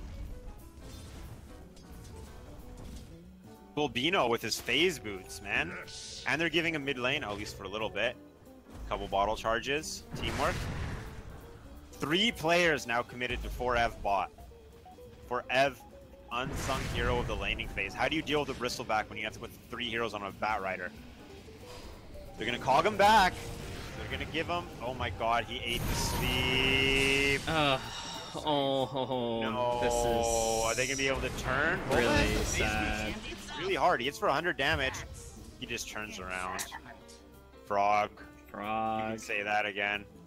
This is Hey, see, very Snaking reminiscent. just canceled his TP. This is very reminiscent of the complexity game.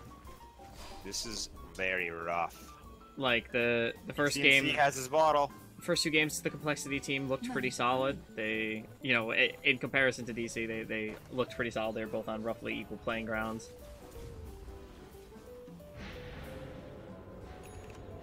Yeah, it's just DC is. I mean, we talk about every game. DC dictates the pace. Freedom lets them dictate the pace.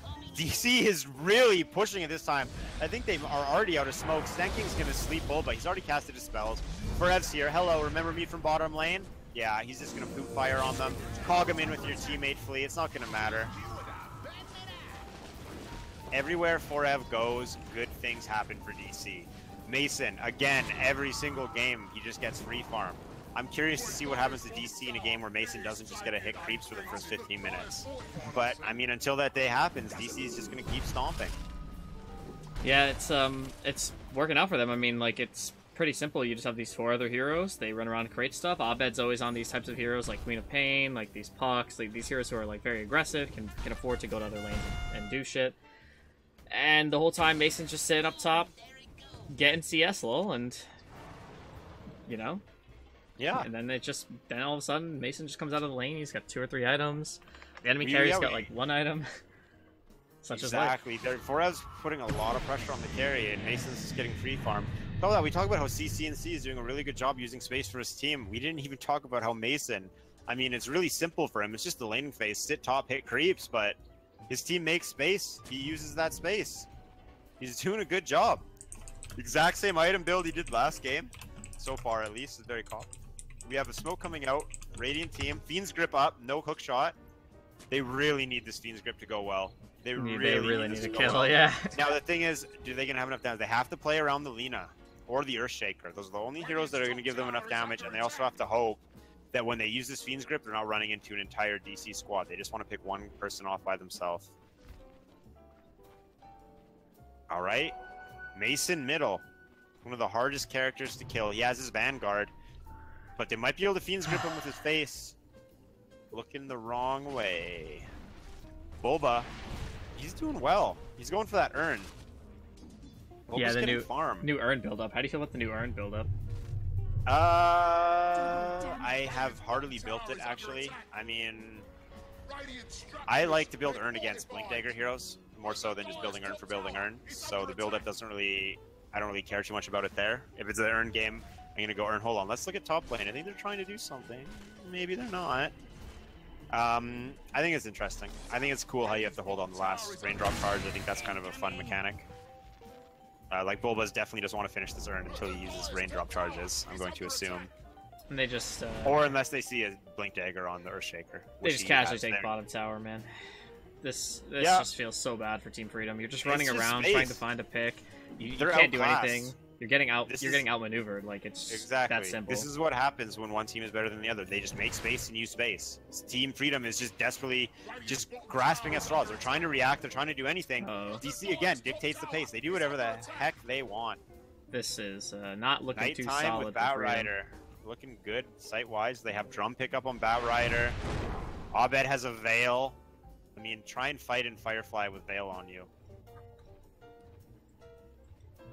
The Dire's top tower. Yeah, this is Snaking has done nothing. He got level 9. I mean, he farmed a Blink Dagger, but he wants to do something. This is so painful for him. He's just running around doing nothing. Top lane, Forev chasing. He should know to back up here. Oh, oh no. there's the lasso. Kidnapping Yuar. Yuar's very little mana. Wands up. Forev backing off. Clockwork paused the game, helping CC&C do the trigonometry, the calculations to hit this LSA. Doing the Doesn't long have a calculus. Yules to set it up. DC discussing, do we want to teleport someone top? No, it's Forev. Who cares? He makes space no matter where he goes. Let's just all He's take not the gonna towers. die. Let's just do other stuff. They probably commit all 6 heroes to chasing this guy. He has Firefly long enough to get behind the tower. CC&C is mad. He ported, he chased, he got nothing. In the And, meantime, Abed Arcane Rune. Abed kills Clockwork. CC&C just wants to play the game. Middle tower is Said he chases around a Bat Rider. Radiant forts have been fortified. But the Dire's top tower is under attack. Bulba scouting this out, leeching from Yuar. Taking a drubbing. Bulba, okay. Night Stalker performance. Oh, there it is. He knows Yuar's no mana. He's silenced, hits the drums. Void used. Kill Back- secured. Kill secured. And we're going to see a Atos actually picked up on Necrophos. Trying to lock down Abed, it looks like is what they want for their strategy. They want to kill Abed. They've acknowledged that he won the mid lane. Top tower. They now want to take the gold. CC&C farming the enemy jungle. DC going to put some pressure on the bottom T2. Make Team Freedom get back to their side of the map, show so they know where they can go. Mason, Medallion of Courage, almost Solar Crest already. How do you kill that? They have to expend all of their magical damage spells on Bristleback if they want to kill this guy. There's no way they're right-clicking this guy down. Absolutely no way. Okay. Top lane, Stan King, early Void Deliver. usage. He can pour it out. Yep. CC&C just walks away with 0 mana. Almost got that Yules. That'll be The- really helpful. The lasso was 1 second for being off cooldown when he teleported away. Darn. Pretty close. I mean, now they know that their jungle's safe for DC. They can back off, pressuring bottom tower. We see Dubu circling.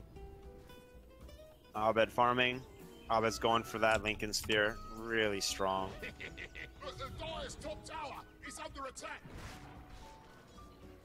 It's very obvious who Team Freedom's going to be setting up on in a fight, depending on how it initiates. Abed, either he has it on himself or he casts it on someone else. As we saw last game, Abed's a team player. He doesn't just hold it for himself. That's for me. Forev farming it up. Forev going for the Blink Dagger after the Tranks full magic wand. Drum of Endurance, pretty standard. CC&C so close to that Yule. Maybe we'll see him make a play middle lane.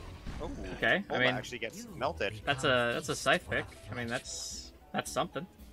That's something. Uh-oh. Poor Flea, man. Show up to a lane to get some CS, Abed just comes up, I mean, drops yeah, some what do you spells do? on you. What do you Didn't do? have an early game whatsoever. What's his hero to do? It's not going to farm. He needs to show in lane, and that's a hero you don't want to be showing in lane. Hero's way more scary off the map than on. Can't farm off the map though, so having a bad early game is a huge deal.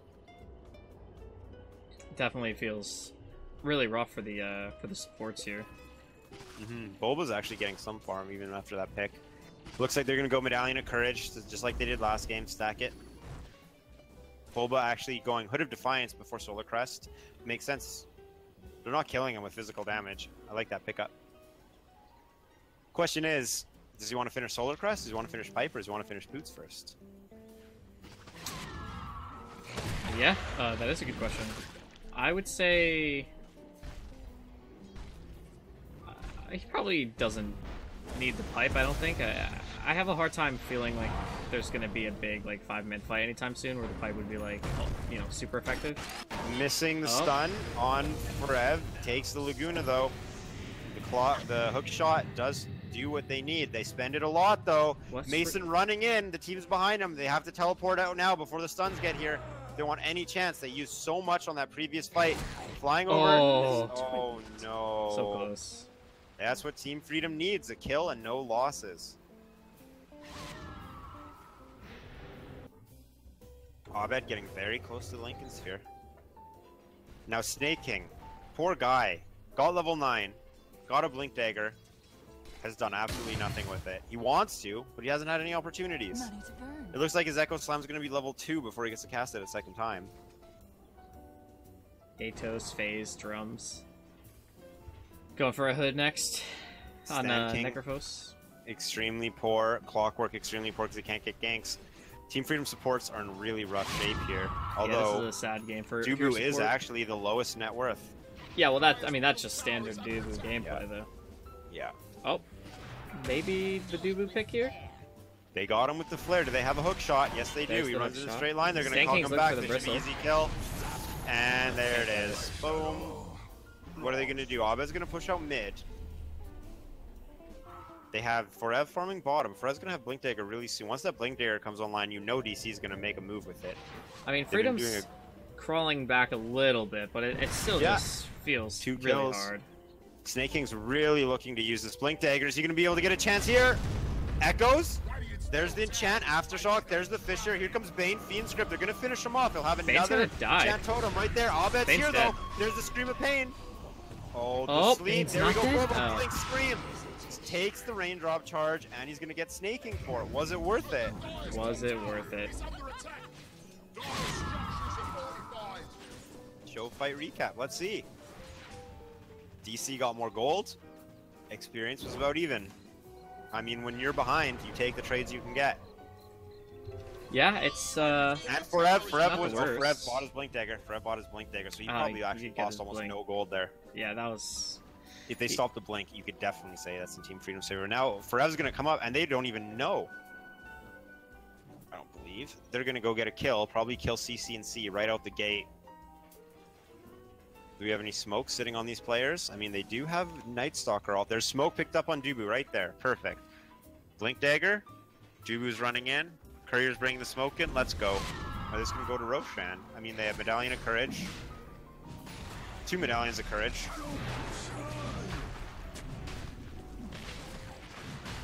And Roshan has Zero Armor. Bulba's going to hit the button that makes the other team get scared. Bulba's actually going to go for the pipe this game. The Pippi, dude. Abed's finally going to finish Boots. Scouted Roche, used a raindrop charge, not much else.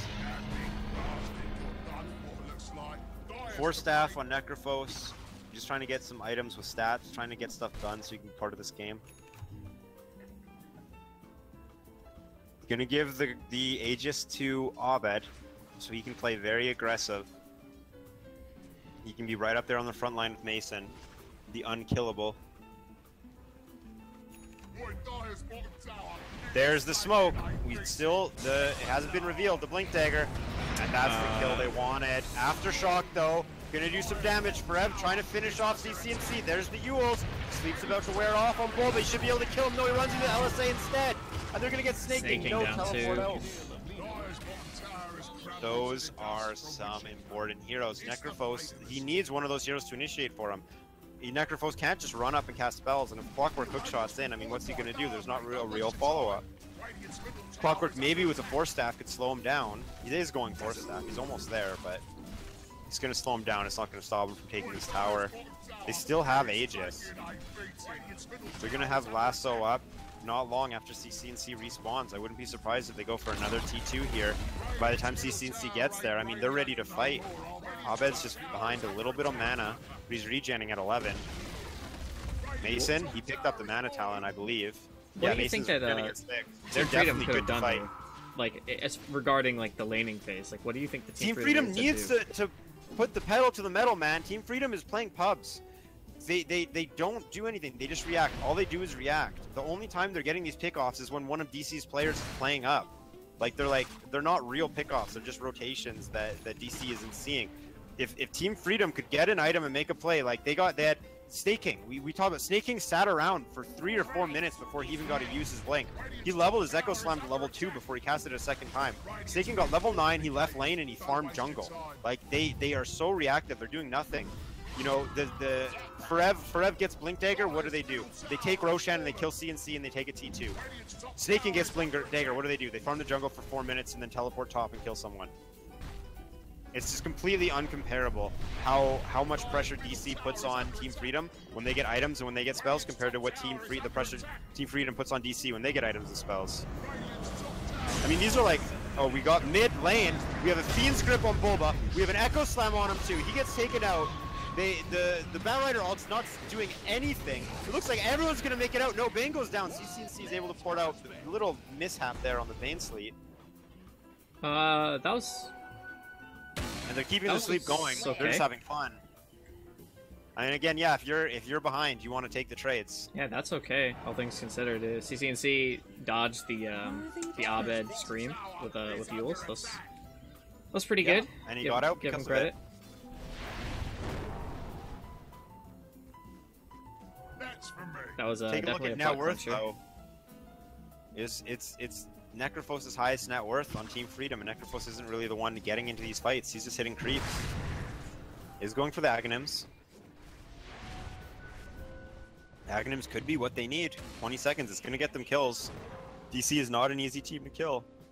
Yeah, and keeping DC off the map as well for even longer, it's kind of, I would say, pretty imperative right now with how well DC is like coordinating these movements around the map. Keeping one of their heroes stop some of the pressure that you're applying. If you get a kill on Bulba, if you get a kill on the Batrider, for instance, that's like one of their main heroes. Pressuring heroes. Well, then we have to remember though, we have a Lincoln Sphere on Abed. They have to pop that before they go for the Reaper Scythe. We saw last game, Abed's really quick. That to 10k quickness. There's the Bulba ult. Bulba. CCNC. Scouts out Sand King. Silences Sand King. How Abed. does CCNC not know that? And there we go. We have a lasso top. Picks up CCNC. He Yules is just going to buy him 2.5 more seconds. LSA hits Abed, does nothing. Bottom lane, Clockwork's back. Mason's here. Get a hook shot. Pushes him back into Snake King. Snake King has no mana. He's got to use his wand if he wants to keep chasing. Neither of them have mana. They have boots of travel, so he can portal out. They're not even going to be able to break a TP. They do. No, that's Bristleback's ward. Yeah, what are you going to do? It's Bristleback. He's tanky. He doesn't care. They're killing your team, and they don't even have big Bristle. Bristle, I mean, Mason just free farms whatever lane he goes to. What are you going to do about it? Sometimes, some days it's nice to be top, some days it's nice to be bottom. It doesn't matter where he goes, he just hits creeps and ignores everyone else. He's playing Skyrim, single player. He's literally PvE. He's just exploring the map and fighting monsters. Yeah, that top fight was really awkward. Like, I don't know why CCNC stayed there so long. When Sand King got caught out, Team Freedom needed to make a move. I agree. And they didn't. They watched. So what would you have rather CCNC to get out, or would you rather him to try and get in? I think they should have probably made the play to get out. I think that they should have gotten out. Like, CCNC, you know, there's something that I tend to bring up when I'm playing my streams. I don't want to, you know, talk hold about on. this, though. CCNC, Yules off the Veil, eats the Sonic Wave, Dubu's chasing. But it's Dubu. What's he gonna do? Anyways, you were saying. Yeah, there's something that I quote a lot from PPD to TI when he captained himself. Never stay for the last creep. And I think that was the case. CCNC stayed for the last hit on the tower. Ended up paying for it with his life. He backed way too slow. Night Stalker Ultimate was used as Batrider TP'd in, which was pretty smart, so he couldn't see the vision. If that's not a tell, I mean, I just felt like as soon as they Night Stalker ulted, sure, you feel bad because you're like, well, what if they're just trying to bait us into backing? But it's much safer to just say they might be doing something than to just say, oh, they're probably just baiting us. Yeah. Call their bluff and lose your cores. Yeah, it's definitely not worth it. The core that you need to do the damage. Sanjosh and Mason doing exactly the same thing he did last time. We have a lot of pings. We might see a 4v5 engagement. Mason can portal in. Here we go.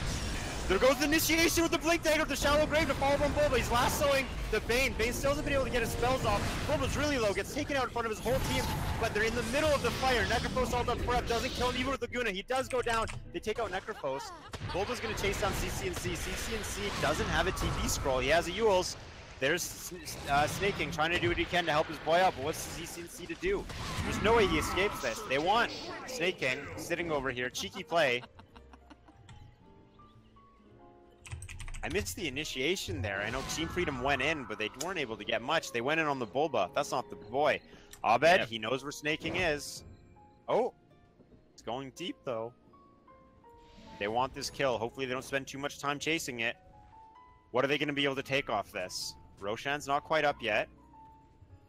All the T2s are down. Uh-oh. Jubu found a Snaking. Snaking has Lothars. Is he going to go for the solo kill? I think this is you gotta go for the solo kill. This game isn't looking good at all. And you break the clarity. This is the type of value they need. There's the enchant totem. He smashes him. He echoes him. He fishers him. Hello. Kill. Kill on the board.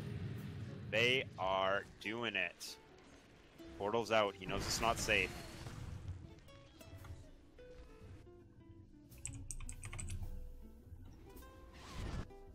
Here we go. Bulba, they see him. They want something. Forev goes in. Is he going to be able to get away with this? He just goes in, kidnaps Sacrifice, pulls him down, pulls him up.